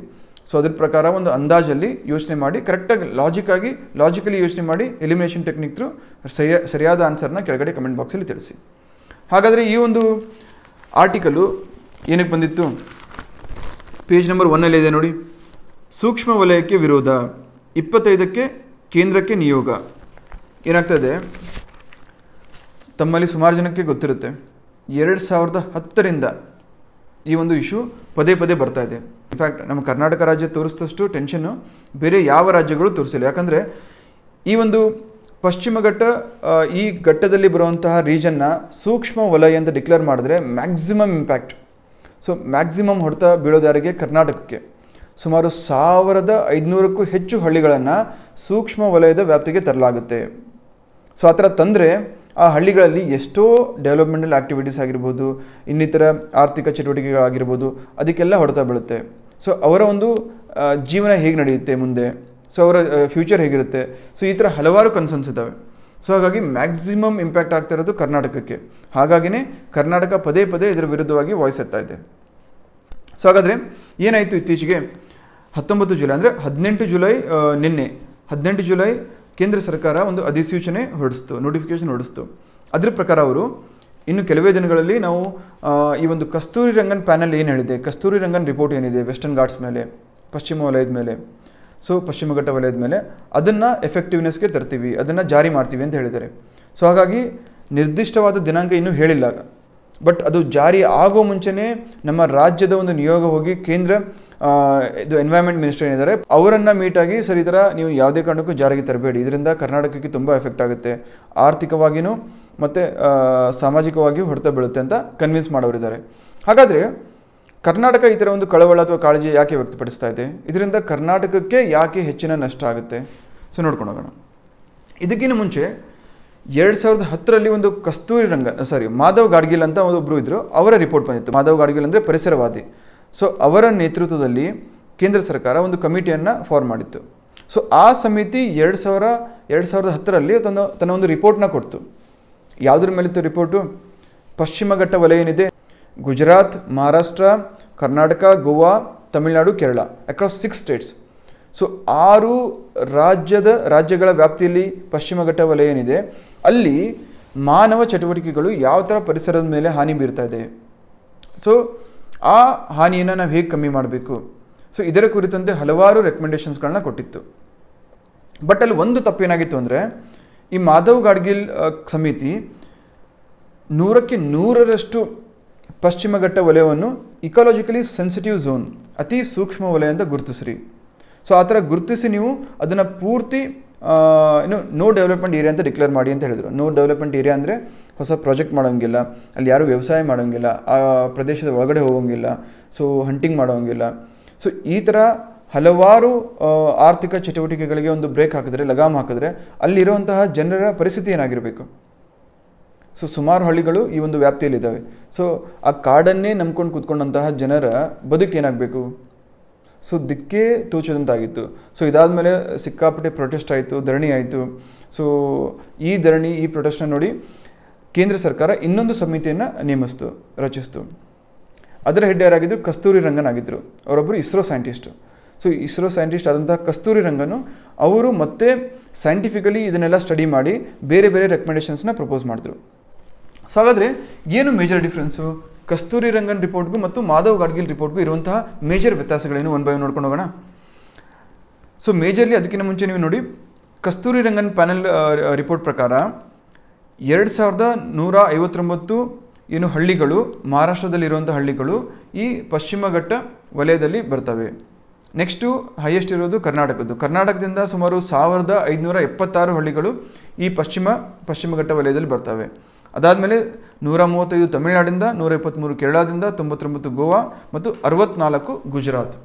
ಇಷ್ಟು ಹಳ್ಳಿಗಳು ಅಥವಾ ನಗರಗಳು ಅಥವಾ ಪಟ್ಟಣಗಳು ಪಶ್ಚಿಮ ಘಟ್ಟ ವಲಯದ ವ್ಯಾಪ್ತಿಯಲ್ಲಿ ಬರ್ತವೆ ಅಂತ ಕಸ್ತೂರಿ ರಂಗನ್ ರಿಪೋರ್ಟ್ ಹೇಳಿದೆ. ನೆಕ್ಸ್ಟು ಗಾಡ್ಗಿಲ್ ಅವರು ಏನು ಹೇಳ್ತಾರೆ, ಕಂಪ್ಲೀಟ್ ವೆಸ್ಟರ್ನ್ ಘಾಟ್ಸ್ ಸುಮಾರು 1,29,037 ಸ್ಕ್ವೇರ್ ಕಿಲೋಮೀಟರ್ ಏರಿಯಾ, ಎಷ್ಟು ನಿಯರ್ಲಿ 1,30,000 ಸ್ಕ್ವೇರ್ ಕಿಲೋಮೀಟರ್ ಏರಿಯಾಷ್ಟು ವೆಸ್ಟರ್ನ್ ಘಾಟ್ಸ್ನ ಕಂಪ್ಲೀಟ್ಲಿ ಇಕಾಲಜಿಕಲಿ ಸೆನ್ಸಿಟಿವ್ ಝೋನ್ ಅಂತ ಡಿಕ್ಲೇರ್ ಮಾಡಿ. ಸೊ ಆ ಥರ ಡಿಕ್ಲೇರ್ ಮಾಡಿದ್ಮೇಲೆ ನಾನು ಮುಂಚೆನೇ ಹೇಳಿದ್ದೆ, ಅಲ್ಲಿ ಯಾವುದೇ ರೀತಿಯಾದಂತಹ ಹೊಸ ಆ್ಯಕ್ಟಿವಿಟೀಸ್ ಅಥವಾ ಹೊಸ ಆರ್ಥಿಕ ಚಟುವಟಿಕೆ, ಹೊಸ ಡ್ಯಾಮ್ ಕನ್ಸ್ಟ್ರಕ್ಷನ್, ಹೊಸ ಪವರ್ ಪ್ಲಾಂಟ್ ಬಿಲ್ಡ್ ಮಾಡೋದಾಗಿರ್ಬೋದು, ಸೊ ಹೊಸ ವಾಟರ್ ಕೆನಲ್ ಕನ್ಸ್ಟ್ರಕ್ಷನ್, ಈ ಥರ ಯಾವುದೇ ಪ್ರಾಜೆಕ್ಟ್ಗಳಿಗೆ ಅನುಮತಿ ಕೊಡಬಾರ್ದು ಅಂತ ಸ್ಟ್ರಿಕ್ಟಾಗಿ ಇಂಪ್ಲಿಮೆಂಟ್ ಮಾಡಬೇಕು ಅಂತ ಮಾಧವ್ ಗಾಡ್ಗಿಲ್ ಅವರು ಹೇಳಿದರು. ಬಟ್ ಕಸ್ತೂರಿ ರಂಗನ್ ಏನು ಹೇಳಿದ್ರು, ಈ ಥರ ಮಾಡೋದು ಬೇಡ. ಅವ್ರು ಸ್ವಲ್ಪ ಅನುಕಂಪ ತೋರಿಸಿದ್ರು. ಈ ಒಂದು ವ್ಯಾಪ್ತಿಯಲ್ಲಿ ಹಲವಾರು ಕುಟುಂಬಗಳಿದ್ದಾವೆ, ಹಲವಾರು ಹಳ್ಳಿಗಳಿದ್ದಾವೆ, ಹಲವಾರು ಊರುಗಳಿದ್ದಾವೆ. ಸೊ ಈ ಥರ ಕಂಪ್ಲೀಟಾಗಿ ಡಿಕ್ಲೇರ್ ಮಾಡೋದ್ರಿಂದ ಇಕಾಲಜಿಕಲಿ ಸೆನ್ಸಿಟಿವ್ ಅಂತ ಅವರ ಒಂದು ಆರ್ಥಿಕ ಸ್ಥಿತಿಗತಿಗೆ ಮುಗ್ಗಟ್ಟಾಗುತ್ತೆ. ಸೊ ಹಾಗಾಗಿ ಕೇವಲ 37% ಕಂಪ್ಲೀಟಾಗಿ ಬೇಡ, ಯಾವುದು ಇಂಪಾರ್ಟೆಂಟ್ ಇರುತ್ತಲ್ಲ, ಸೊ ಆ ಥರ ಏರಿಯಾಸ್ನ ಮಾತ್ರ ನೀವು ಇಕಾಲಜಿಕಲಿ ಸೆನ್ಸಿಟಿವ್ ಏರಿಯಾ ಅಂತ ಡಿಕ್ಲೇರ್ ಮಾಡಿ ಅಲ್ಲಿ ಬೇಕಾದರೆ ಏನೂ ಹೊಸ ಎಕನಾಮಿಕ್ ಚಟುವಟಿಕೆಗಳು, ಆರ್ಥಿಕ ಚಟುವಟಿಕೆಗಳು ಎಲ್ಲವನ್ನು ಬ್ಯಾನ್ ಮಾಡಿ. ಸ್ಯಾಂಡ್ ಮೈನಿಂಗ್ ಆಗಿರ್ಬೋದು ಅಥವಾ ಕನ್ಸ್ಟ್ರಕ್ಷನ್ ಆಫ್ ಹೊಸ ಬ್ರಿಡ್ಜಸ್ ಆಗಿರ್ಬೋದು, ಡ್ಯಾಮ್ಸ್ ಆಗಿರ್ಬೋದು. ಸೊ ಇಂಥ ಒಂದು ಚಟುವಟಿಕೆಗಳಿದ್ದರೆ ಕಂಪ್ಲೀಟಾಗಿ ಈ ಒಂದು 37% ಏರಿಯಾಸ್ ಏನಿದೆ ವೆಸ್ಟರ್ನ್ ಘಾಟ್ಸ್ದು ಅಲ್ಲಿ ಬ್ಯಾನ್ ಮಾಡಿ. ಮಿಕ್ಕಲ್ಲಿ ಕೆಲವೊಂದು ರೆಸ್ಟ್ರಿಕ್ಷನ್ಸ್ ಇರಲಿ, ಲಿಮಿಟೇಷನ್ ಇರಲಿ ಅಥವಾ ಕ್ರಾಸ್ ಚೆಕ್ ಇರಲಿ, ಬಟ್ ಅಲೋ ಮಾಡಿ ಅಂತ ಹೇಳಿದರು. ಯಾರು? ಕಸ್ತೂರಿ ರಂಗನ್. ಸೊ ಅದಾದಮೇಲೆ ಗಾಡ್ಗಿಲ್ ಅವರು ಇನ್ನೊಂದು ಪಾಯಿಂಟ್ ಹೇಳಿದರು. ಏನಂತ, ಈ ಒಂದು ವೆಸ್ಟರ್ನ್ ಘಾಟ್ಸ್ ರೀಜನ್ ಇದೆಯಲ್ಲ ಅದ್ರ ಸುತ್ತಮುತ್ತ ಸಹ ಬಫರ್ ಝೋನ್ ಇದ್ದರೂ ಸಹ ಅಲ್ಲಿ ಬಫರ್ ಝೋನಲ್ಲಿ ಇರುವಂತಹ ಹೊಲ ಗದ್ದೆ ಆಗಿರ್ಬೋದು ಅಥವಾ ವ್ಯವಸಾಯ ಮಾಡೋರಾಗಿರ್ಬೋದು ಯಾವುದೇ ಕಾರಣಕ್ಕೂ ಪೆಸ್ಟಿಸೈಡ್ಸ್ ಮತ್ತು genetically modified crops, chemical pesticides ಮತ್ತು ಇನ್ಸೆಕ್ಟಿಸೈಡ್ಸ್ನ ಬಳಸಬಾರ್ದು. ಜೆನೆಟಿಕಲಿ ಮಾಡಿಫೈಡ್ ಕ್ರಾಪ್ಸ್ನ ಸಹ ಬಳಸಬಾರ್ದು. ಫಾರ್ ಎಕ್ಸಾಂಪಲ್ BT ಕಾಟನ್ ಇದೆಯಲ್ಲ, ಸೊ ಈ ಥರ ಜೆನೆಟಿಕಲಿ ಮಾಡಿಫೈಡ್ ಕ್ರಾಪ್ಸ್ನ ಜೊತೆಗೆ ಕೆಮಿಕಲ್ ಪೆಸ್ಟಿಸೈಡ್ಸ್ನ, ಕೆಮಿಕಲ್ ಇನ್ಸೆಕ್ಟಿಸೈಡ್ಸ್ನ ನೀವು ಬಳಸಬಾರ್ದು ಅಂತ ಸ್ಟ್ರಿಕ್ಟಾಗಿ ರೆಕಮೆಂಡ್ ಮಾಡಿತ್ತು. ಬಟ್ ಅದಕ್ಕೆ ಮತ್ತೆ ಕೆಲವೊಂದು ಎಕ್ಸಂಪ್ಷನ್ಸ್ ಕೊಟ್ಟು ಎಲ್ಲಿ ಅವಶ್ಯಕತೆ ಇದೆ, ದೊಡ್ಡ ದೊಡ್ಡ ಪ್ಲಾಂಟೇಷನ್ಸ್ ಆಗಿರ್ಬೋದು, ಆಮೇಲೆ ಚಿಕ್ಕ ಪುಟ್ಟ ಬಫರ್ ಝೋನಲ್ಲಿರುವಂಥ ಚಿಕ್ಕ ಪುಟ್ಟ ಹಳ್ಳಿ ಆಗಿರ್ಬೋದು, ಅಲ್ಲಿ ಈ ಥರ ವ್ಯವಸಾಯಕ್ಕೆ ಅಥವಾ ಪೆಸ್ಟಿಸೈಡ್ಸ್ ಬಳಸೋಕ್ಕೆ ಅವಕಾಶ ಕೊಡಿ ಅಂತ ಯಾರು ಹೇಳಿದರು? ಕಸ್ತೂರಿ ರಂಗನ್ ರಿಪೋರ್ಟ್ ಹೇಳಿದೆ. ಸೊ ಈ ಎರಡು ಮೇಜರ್ ಡಿಫ್ರೆನ್ಸಸ್ ನಿಮ್ಗೆ ಗೊತ್ತಿರಬೇಕು. ಯಾವುದು? ಮಾಧವ್ ಗಾಡ್ಗಿಲ್ ರಿಪೋರ್ಟು ಜೊತೆಗೆ ಕಸ್ತೂರಿ ರಂಗನ್ ರಿಪೋರ್ಟು. ಸೊ ಇಲ್ಲಿ ಪ್ರಶ್ನೆ ಏನು ಕೇಳ್ಬೋದು? ಮೊದಲನೇದಾಗಿ ಗಾಡ್ಗಿಲ್ ಮತ್ತು ಕಸ್ತೂರಿ ರಂಗನ್ ವರದಿ ಯಾವುದರ ಕುರಿತಾಗಿವೆ? ಪಶ್ಚಿಮ ಘಟ್ಟ ವಲಯದ ಡೆವಲಪ್ಮೆಂಟ್ ಕುರಿತಾಗಿ ಈ ಎರಡು ರಿಪೋರ್ಟ್ ಇದೆ. ನಂತರ ಪಶ್ಚಿಮ ಘಟ್ಟ ಎಷ್ಟು ರಾಜ್ಯಗಳ ವ್ಯಾಪ್ತಿಗೆ ಬರುತ್ತದೆ? 6. ಮಹಾರಾಷ್ಟ್ರ, ಕರ್ನಾಟಕ, ತಮಿಳುನಾಡು, ಕೇರಳ, ಗೋವಾ ಆ್ಯಂಡ್ ಗುಜರಾತ್. ಸೊ 6 ರಾಜ್ಯಗಳ ವ್ಯಾಪ್ತಿಗೆ ಬರುತ್ತದೆ. ನೆಕ್ಸ್ಟ್ ಕ್ವಶನ್, ಕಂಪ್ಲೀಟ್ ಬ್ಯಾನ್ ಮಾಡಿ ಅಂತ ಹೇಳಿದಂತಹ ರಿಪೋರ್ಟ್ ಯಾವುದು? ಯಾವ ಸಮಿತಿ ಹೇಳಿತ್ತು? ಗಾಡ್ಗಿಲ್ ಸಮಿತಿ. ಸೊ ವೆಸ್ಟರ್ನ್ ಘಾಟ್ಸಲ್ಲಿ ಪಶ್ಚಿಮ ಘಟ್ಟ ವಲಯದಲ್ಲಿ ಕಂಪ್ಲೀಟ್ ಎಲ್ಲ ಆ್ಯಕ್ಟಿವಿಟೀಸ್ ಮೇಲೂ ಬ್ಯಾನ್ ತರಬೇಕು ಅಂತ ರೆಕಮೆಂಡ್ ಮಾಡಿದಂತಹ ಒಂದು ಸಮಿತಿ ಗಾಡ್ಗಿಲ್ ಸಮಿತಿ ಆಗಿತ್ತು. ಸೊ ಮೇಜರ್ಲಿ ನಿಮಗೆ ಇಷ್ಟು ಗೊತ್ತಿರಬೇಕು ಈ ಆರ್ಟಿಕಲ್ ಮೇಲೆ. ನಾನು ಕೇಳಿದ್ರೆ ಒಂದು ಒಳ್ಳೆ ಸೊಲ್ಯೂಷನ್ ಇದೆ, ಇಷ್ಟೆಲ್ಲ ತಲೆ ಕೆಡಿಸ್ಕೊಳ್ಳೋಂಥ ಅವಶ್ಯಕತೆನೇ ಇಲ್ಲ. ಏನು ಮಾಡಬೇಕು ಗೊತ್ತಾ? ನಮ್ಮ ರಿಸರ್ಚರ್ಸು, ನಮ್ಮ ಸೈಂಟಿಸ್ಟ್ಸು, ನಮ್ಮ ಪರಿಸರವಾದಿಗಳು ಎಲ್ಲ ಒಟ್ಟಿಗೆ ಸೇರಿಕೊಂಡು ಒಂದು ಹೊಸ ಸೊಲ್ಯೂಷನ್ ಕಂಡುಹಿಡಬೇಕು. ಆ ಸೊಲ್ಯೂಷನ್ ಹೆಂಗಿರಬೇಕು ಅಂದರೆ, ಯಾವುದೇ ಒಬ್ಬ ವ್ಯಕ್ತಿ ತನ್ನ ಮನೆಯ ಸುತ್ತಮುತ್ತ ಎಷ್ಟು ಗಿಡಗಳನ್ನ ಬೆಳೆಸ್ತಾನೋ, ಎಷ್ಟು ದೊಡ್ಡ ದೊಡ್ಡ ಮರಗಳನ್ನ ಬೆಳೆಸ್ತಾನೋ, ಅಂತಹ ವ್ಯಕ್ತಿಯ ಮೊಬೈಲ್ ಫೋನಲ್ಲಿ ಯಾವಾಗಲೂ ಫುಲ್ ನೆಟ್ವರ್ಕು. ಸೊ ಒಂದು ಮರ ಬೆಳೆಸಿದ್ರೆ ಒಂದು 10% ನೆಟ್ವರ್ಕ್ ಬರುತ್ತೆ, 10 ಮರ ಬೆಳೆಸಿದ್ರೆ ಒಂದು 100% ನೆಟ್ವರ್ಕು. ಆ ಮರ ಎಷ್ಟು ದೊಡ್ಡದಾಗಿರುತ್ತೋ ಅಷ್ಟೇ ಅವ್ನ ಮೊಬೈಲ್ ಬಿಲ್ ಕಮ್ಮಿ ಬರುತ್ತೆ, TV ಬಿಲ್ ಕಮ್ಮಿ ಬರುತ್ತೆ. ಸೊ ಈ ಥರ ಒಂದು ಏನಾದರೂ ಸ್ಕೀಮು ಅಥವಾ ಒಂದು ಐಡಿಯಾ ಇಂಪ್ಲಿಮೆಂಟ್ ಮಾಡಿಬಿಟ್ರೆ ನಮ್ಮ ಏನು ಸೋಕಾಲ್ಡ್ ಪರಿಸರವಾದಿಗಳಿದಾರಲ್ಲ ಅವ್ರಿಗೆ ಯಾರಿಗೂ ಕೆಲಸನೇ ಇರಲ್ಲ. ಮನೇಲಿ ಕೈ ಕಟ್ ಬಾಯಿ ಮುಚ್ಚಿ ಕೈ ಕಟ್ಕೊಂಡು ಸುಮ್ಮನೆ ಕೂತ್ಕೋಬೇಕು, ಹೋರಾಡುವಂಥ ಪರಿಸ್ಥಿತಿನೇ ಬರಲ್ಲ. ಸಾಲು ಮರದ ತಿಮ್ಮಕ್ಕೇನಿದಾರಲ್ಲ ಅವ್ರ ಆಸೆ ಈಡೇರುತ್ತೆ. ಸೊ ಡೆಫಿನೆಟ್ಲಿ ಇಂಪಾಸಿಬಲ್, ಇದು ಬರೀ ಹಗಲ್ಗನಸು. ಬಟ್ ದೇವ್ರ ದಯೆಯಿಂದ ಯಾರಾದರೂ ಈ ಥರ ಒಂದು ಸೊಲ್ಯೂಷನ್ ಕಂಡುಹಿಡಿದ್ರೆ ನೆಕ್ಸ್ಟ್ ನಾವು ಜೀವನ ಪೂರ್ತಿ ಯಾವುದೇ ದೇಶ ಆಗಿರಲಿ ಪರಿಸರದ ಬಗ್ಗೆ ತಲೆ ಕೆಡಿಸ್ಕೊಳ್ಳೋಂಥ ಅವಶ್ಯಕತೆನೇ ಬರಲ್ಲ. ಇನ್ಫ್ಯಾಕ್ಟ್ ಜನರು ಯಾವ ಥರ ಯೋಚನೆ ಮಾಡೋಕ್ಕೆ ಶುರು ಮಾಡ್ತಾರೆ ಅಂದರೆ, ಸಿಮೆಂಟು, ಇಟ್ಟಿಗೆ, ಈ ಬ್ರಿಕ್ಸ್ ಎಲ್ಲ ತೊಗೊಂಡು ಮನೆ ಕಟ್ಟೋಕ್ಕೆ ಶುರು ಮಾಡಲ್ಲ. ಮರಗಳ ಮೇಲೇ ಒಂದು ಸೈಡ್ ತೊಗೋತಾರೆ, ಸೈಡ್ ಪೂರ್ತಿ ಮರಗಳನ್ನ ಬೆಳೆಸ್ತಾರೆ, ಮರಗಳ ಮೇಲೇ ಮನೆ ಕಟ್ಟೋಕ್ಕೆ ಶುರು ಮಾಡ್ತಾರೆ. ಸೊ ಮತ್ತೆ ಆದಿವಾಸಿಗಳಾಗ್ಬಿಡ್ತೀವಿ in terms of living. So ಆ ಥರ solution only imaginary, but still ಹೇಳಬೇಕನ್ನಿಸ್ತು. ಓಕೆ, ನೆಕ್ಸ್ಟು ಮುಂದಿನ ಕ್ವಶನು, PM ಆವಾಸ್ ಯೋಜನೆಯ ಧ್ಯೇಯ ವಾಕ್ಯ ಏನಾಗಿದೆ? So main theme of PM Awas Yojana ಏನಾಗಿರುತ್ತೆ? ಎ, ಎಲ್ಲರಿಗೂ ವಸತಿ, ಬಿ, ಬಡವರಿಗೆ ವಸತಿ, ಸಿ, ಮಹಿಳೆಯರಿಗೆ ವಸತಿ, ಡಿ, ಯಾವುದೂ ಅಲ್ಲ. 10 ಸೆಕೆಂಡ್ ಪಾಸ್ ಮಾಡಿ ವಿಡಿಯೋ ನೋಡಿ, ಯೋಚನೆ ಮಾಡಿ ಲಾಜಿಕಲಿ ಯಾವುದು ಈ ಒಂದು ಯೋಜನೆಯ ಮುಖ್ಯ ಥೀಮ್ ಆಗಿರ್ಬೋದು. ಯೋಚನೆ ಮಾಡಿ ಕೆಳಗಡೆ ಕಮೆಂಟ್ ಸೆಕ್ಷನ್ ತಿಳಿಸಿ. ಸೊ PM ಆವಾಸ್ ಯೋಜನೆ, ಸೊ ಏನಾಗಿದೆ, ಪ್ರಜಾವಾಣಿಯಲ್ಲಿ 7th ಪೇಜಲ್ಲಿ ಬಂದಿತ್ತು ಒಂದು ಆರ್ಟಿಕಲ್, ಇಲ್ಲ ಫಸ್ಟ್ ಪೇಜಲ್ಲೇ ಇದೆ. ಸೊ ಫಸ್ಟ್ ಪೇಜಲ್ಲಿ ಆರ್ಟಿಕಲ್ ಬಂದಿದೆ ನೋಡಿ, PM ಆವಾಸ್ ಅನುದಾನಕ್ಕೂ ಕತ್ತರಿ. ಸೊ ಏನಾಗಿದೆ, ಕೇಂದ್ರ ಸರ್ಕಾರದಿಂದ ಇದೊಂದು ಕೇಂದ್ರ ಸರ್ಕಾರದ ಯೋಜನೆ ಆಗಿರುತ್ತೆ. ಸೊ ರಾಜ್ಯ ಸರ್ಕಾರಗಳ ರೆಸ್ಪಾನ್ಸಿಬಿಲಿಟಿ ಏನಾಗಿರುತ್ತೆ, ತಮ್ಮ ತಮ್ಮ ರಾಜ್ಯಗಳಲ್ಲಿ ಎಷ್ಟು ಜನರು ನಿರಾಶ್ರಿತರಿದ್ದಾರೆ, ಎಷ್ಟು ಜನರಿಗೆ ಮನೆ ಇಲ್ಲ, ಅಂತಹ ಫಲಾನುಭವಿಗಳನ್ನು ಗುರುತಿಸಿ ಒಂದು ಸೈಂಟಿಫಿಕ್ ಅಸೆಸ್ಮೆಂಟ್ ಮಾಡಿ ಆ ರಿಪೋರ್ಟ್ನ ಕೇಂದ್ರ ಸರ್ಕಾರಕ್ಕೆ ಕಳಿಸ್ಕೊಡ್ಬೇಕು. ಸೊ ಅದರ ಆಧಾರದ ಮೇಲೆ ಕೇಂದ್ರ ಸರ್ಕಾರ ಫಂಡ್ಸ್ ರಿಲೀಸ್ ಮಾಡುತ್ತೆ. ಸೊ ಆ ಫಂಡ್ಸ್ನ ಬಳಸ್ಕೊಂಡು ಕೇಂದ್ರ ಸರ್ಕಾರ ಅಥವಾ ರಾಜ್ಯ ಸರ್ಕಾರ ನಿರಾಶ್ರಿತರಿಗೆ ತಮ್ಮ ತಮ್ಮ ರಾಜ್ಯಗಳಲ್ಲಿ ಮನೆಯನ್ನು ಕಟ್ಸ್ಕೊಡ್ಬೇಕು. ಇದು ಓವರ್ ಆಲ್ ಥೀಮ್. ಬಟ್ ಇಲ್ಲಿ ನಮ್ಮ ರಾಜ್ಯ ಸರ್ಕಾರ ಮಾಡಿದಂತಹ ಒಂದು ಚಿಕ್ಕ ತಪ್ಪಿನಿಂದಾಗಿ ನಮಗೆ ಸಿಗುವಂತಹ ಅನುದಾನಕ್ಕೂ ಸಹ ಕತ್ತರಿ ಬಿದ್ದಿದೆ. ಸೊ ಇಲ್ಲಿ ನೋಡಿ, ಪೇಪರ್ಲಿ ಹೇಳ್ತಾರೆ, ಹೋದ ವರ್ಷ ಅಂದರೆ 17-18ರಲ್ಲಿ ಕರ್ನಾಟಕ ರಾಜ್ಯಕ್ಕೆ ಟೋಟಲ್ ಮಂಜೂರಾದಂತಹ ಅಮೌಂಟ್ ಎಷ್ಟು? 1681 ಕೋಟಿ. ಬಟ್ ಅದೇ 2021-22ರಲ್ಲಿ ಕೇವಲ 529 ಕೋಟಿ. ಅಂದರೆ ಇದರ ಅರ್ಥ ನಿರಾಶ್ರಿತರು ಅಥವಾ ಮನೆ ಇಲ್ದಿರೋರು ನಮ್ಮ ರಾಜ್ಯದಲ್ಲಿ ಕಡಿಮೆ ಆಗಿದ್ದಾರೆ ಅಂತ ಅರ್ಥ ಅಲ್ಲ. ಅಸೆಸ್ಮೆಂಟ್ ಅಥವಾ ಒಂದು ಸರ್ವೆ ಮಾಡೋದ್ರಲ್ಲಿ ರಾಜ್ಯ ಸರ್ಕಾರ ಹಿಡಿದಿದೆ. ಸೊ ಹಾಗಾಗಿ ಪ್ರಾಪರ್ ಸರ್ವೆ ಆಗಿಲ್ಲ, ಪ್ರಾಪರ್ ಐಡೆಂಟಿಫಿಕೇಷನ್ ಆಗಿಲ್ಲ. ಸೊ ಆದ ಕಾರಣ ಎಷ್ಟು ರಿಪೋರ್ಟ್ ಹೋಗಿದೆ ಕೇಂದ್ರ ಸರ್ಕಾರಕ್ಕೆ ಅಷ್ಟೇ ಆ ರಿಪೋರ್ಟ್ಗೆ ಅನುಗುಣವಾಗಿ ಒಂದು ಫಂಡ್ಸ್ನ ರಿಲೀಸ್ ಮಾಡಲಾಗಿದೆ. ಸೊ ಬಟ್ ಅದೇ ರೀತಿ ತಮಿಳುನಾಡು ನೋಡಿ, ಬೇರೆ ರಾಜ್ಯಗಳು ನೋಡಿ, ಸುಮಾರು 1194 ಕೋಟಿ 2017-18ರಲ್ಲಿ ರಿಲೀಸ್ ಮಾಡಿದ್ರು. ಅದು ಈ ವರ್ಷ 1569 ಕೋಟಿ ಇಷ್ಟರ ಮಟ್ಟಿಗೆ ಇನ್ಕ್ರೀಸ್ ಆಗಿದೆ.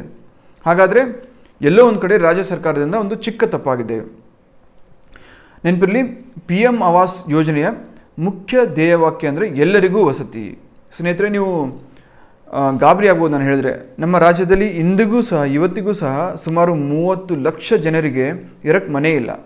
ಬೀದಿ ಬದಿ ಇರ್ತಾರೆ, ಎಲ್ಲೋ ಒಂದು ಕಡೆ ಛತ್ರದಲ್ಲಿ ಇರ್ತಾರೆ. So bus stand, railway station, ಈ ಥರ ಹಲವಾರು ಪಬ್ಲಿಕ್ ಪ್ಲೇಸಸಲ್ಲಿ ಮಲಗ್ತಾರೆ.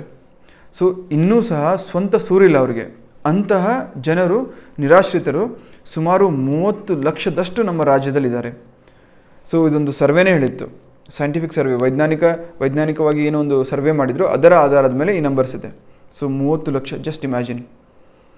ಸುಮಾರು 1 ವಾರ 10 ದಿನಗಳಿಂದ ನಾವು ನ್ಯೂಸಲ್ಲಿ ಪದೇ ಪದೇ ನೋಡ್ತಾ ಇದ್ವಲ್ಲ, ಅತಿ ಮಳೆ ಆಯಿತು, ಅತಿವೃಷ್ಟಿ ಆಯಿತು. ಚಿಕ್ಕಮಗಳೂರು, ಮಡಿಕೇರಿ, ಕೊಡಗು, ಇಲ್ಲಿ ಸುಮಾರು ಮನೆಗಳ ಮೇಲೆ ಗುಡ್ಡ ಕುಸಿದು ಬಿತ್ತು, ರೋಡ್ ಕುಸಿದು ಬಿತ್ತು.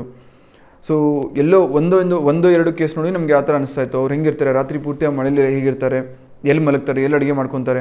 ಎಲ್ಲೊಂದು ಕಡೆ ಚಿಕ್ಕಮಗಳೂರಲ್ಲಿ ಅನಿಸುತ್ತೆ, ಹೊಸ ಮನೆ ಇನ್ನೂ ಓಪನಿಂಗ್ ಮಾಡಿಲ್ಲ, ಓಪನಿಂಗ್ ಇನ್ನೇನು 2-3 ದಿನ ಇದೆ, ಆ ಮನೆ ಮೇಲೆ ಗುಡ್ಡ ಕುಸಿದು ಬಿದ್ದಿದೆ. ಸೊ ಮನೆ ಪೂರ್ತಿ ಸರ್ವನಾಶ.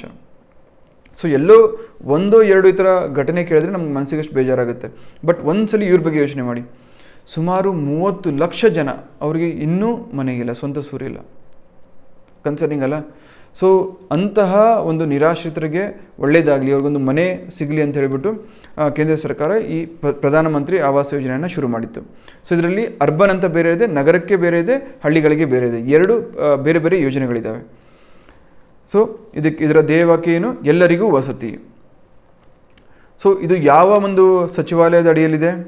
ವಸತಿ ಮತ್ತು ನಗರ ಬಡತನ ನಿರ್ಮೂಲನೆ ಸಚಿವಾಲಯ. ನೆನಪಿರಲಿ, ವಸತಿ ಮತ್ತು ನಗರ ಬಡತನ ನಿರ್ಮೂಲನೆ ಸಚಿವಾಲಯ, ministry of housing and urban ಪವರ್ಟಿ elevation. So ಈ ಒಂದು ಸಚಿವಾಲಯ ಈ ಯೋಜನೆಯನ್ನು ಇಂಪ್ಲಿಮೆಂಟ್ ಮಾಡುತ್ತೆ.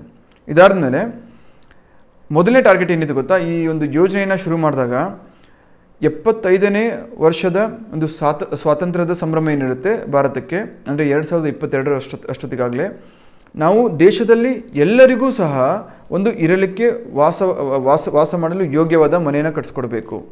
2022 ಮೊದಲು ಟಾರ್ಗೆಟ್ ಆಗಿತ್ತು. ಬಟ್ ಕಾರಣಾಂತರಗಳಿಂದ, ಕೋವಿಡಿಂದಾಗಿ, ಬೇರೆ ಬೇರೆ ಕಾರಣಗಳಿಂದಾಗಿ ಈ ಟಾರ್ಗೆಟ್ನ ಇವಾಗ ಸದ್ಯಕ್ಕೆ 2024ಕ್ಕೆ ಮುಂದೂಡಲಾಗಿದೆ.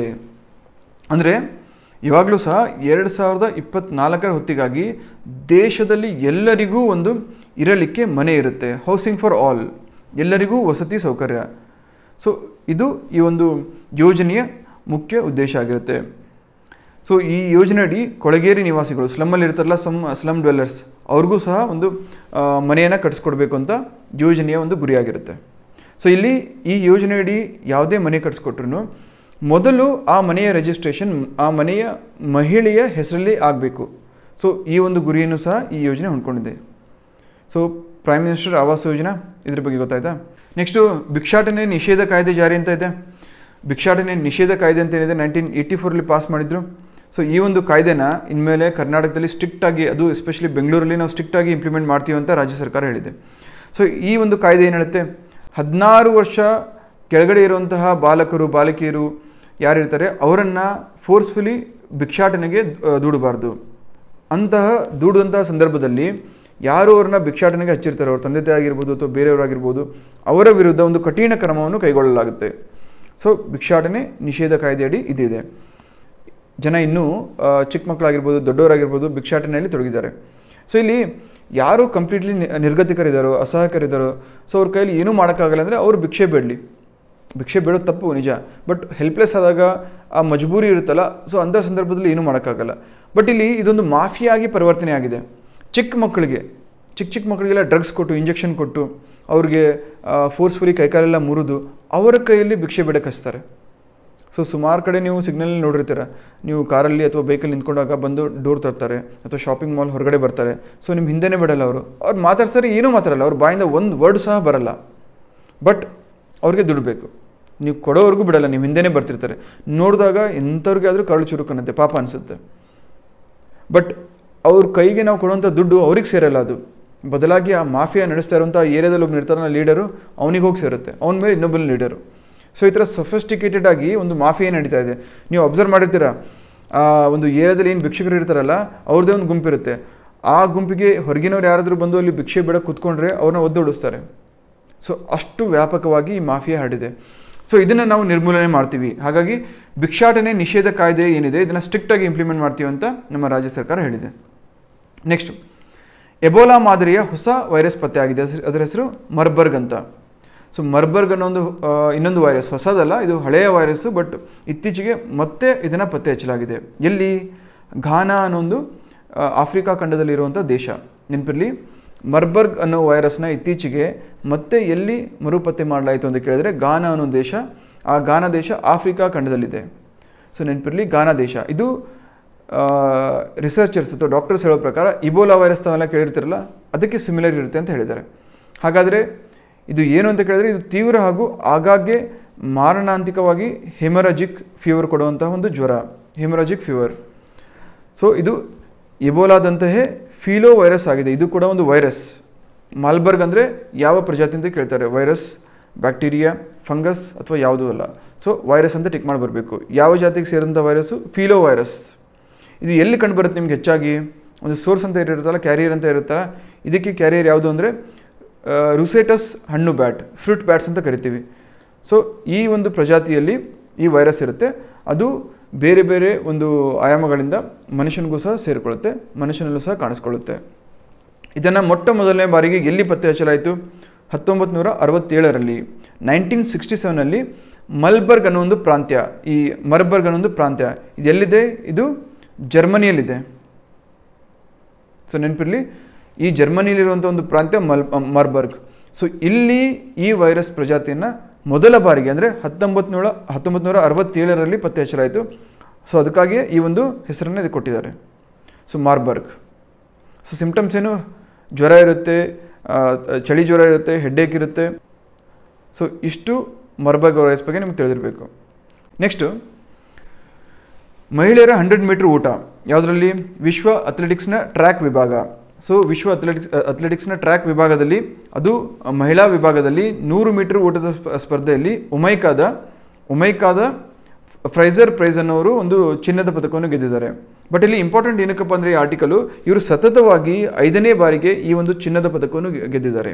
ಅಷ್ಟೇ ಅಲ್ಲದೆ ಈ ವರ್ಷ ವಿಶ್ವ ಅಥ್ಲೆಟಿಕ್ಸ್ನ ಟ್ರ್ಯಾಕ್ ಸ್ಪರ್ಧೆಯಲ್ಲಿ ಮೊದಲ ಬಾರಿಗೆ ಒಂದೇ ದೇಶದ 3 ಅಥ್ಲೀಟ್ಗಳು ಟಾಪ್ 3 ಪ್ಲೇಸಸಲ್ಲಿ ಬಂದಿದ್ದಾರೆ. ಯಾರು? ಒಮೈಕಾದ 3 ಜನ ಅಥ್ಲೀಟ್ಸ್, 3 ಜನ ರನ್ನರ್ಸ್. ಅದರಲ್ಲಿ ಚಿನ್ನದ ಪದಕ ಗೆದ್ದವರು ಫ್ರೇಸರ್ ಪ್ರೈಸ್. ಸೊ ಇಷ್ಟು ಗೊತ್ತಿರಬೇಕು. ಇದಾದಮೇಲೆ ಬೆನ್ ಸ್ಟೋಕ್ ಅಂತ ತಮಗೆಲ್ಲ ಗೊತ್ತು. ಬೆನ್ ಸ್ಟೋಕ್ ಅನ್ನೋರು ಇಂಗ್ಲೆಂಡಿನ ಕ್ರಿಕೆಟಿಗ. ಸೊ ಅವರು ಇನ್ಮೇಲಿಂದ ಏಕದಿನ ಕ್ರಿಕೆಟಕ್ಕೆ ವಿದಾಯ ಹೇಳಿದ್ದಾರೆ. ಸೊ ಅಷ್ಟೊಂದು ಇಂಪಾರ್ಟೆಂಟ್ ಈ ಆರ್ಟಿಕಲು? ಡೆಫಿನೆಟ್ಲಿ ಅಲ್ಲ, ಬಟ್ ಪ್ರಶ್ನೆ ಕೇಳುವಂಥ ಚಾನ್ಸಸ್ ಇದೆ PCಯಲ್ಲಿ PSIಯಲ್ಲಿ. ಏನಂತ ಕೇಳ್ಬೋದು? ಇತ್ತೀಚೆಗೆ ಏಕದಿನ ಕ್ರಿಕೆಟ್ಗೆ ವಿದಾಯ ಹೇಳಿದ ಬೆನ್ ಸ್ಟೋಕ್ಸ್ ಯಾವ ದೇಶಕ್ಕೆ ಸಂಬಂಧಪಟ್ಟವರು ಅಂತ ಕೇಳ್ಬೋದು.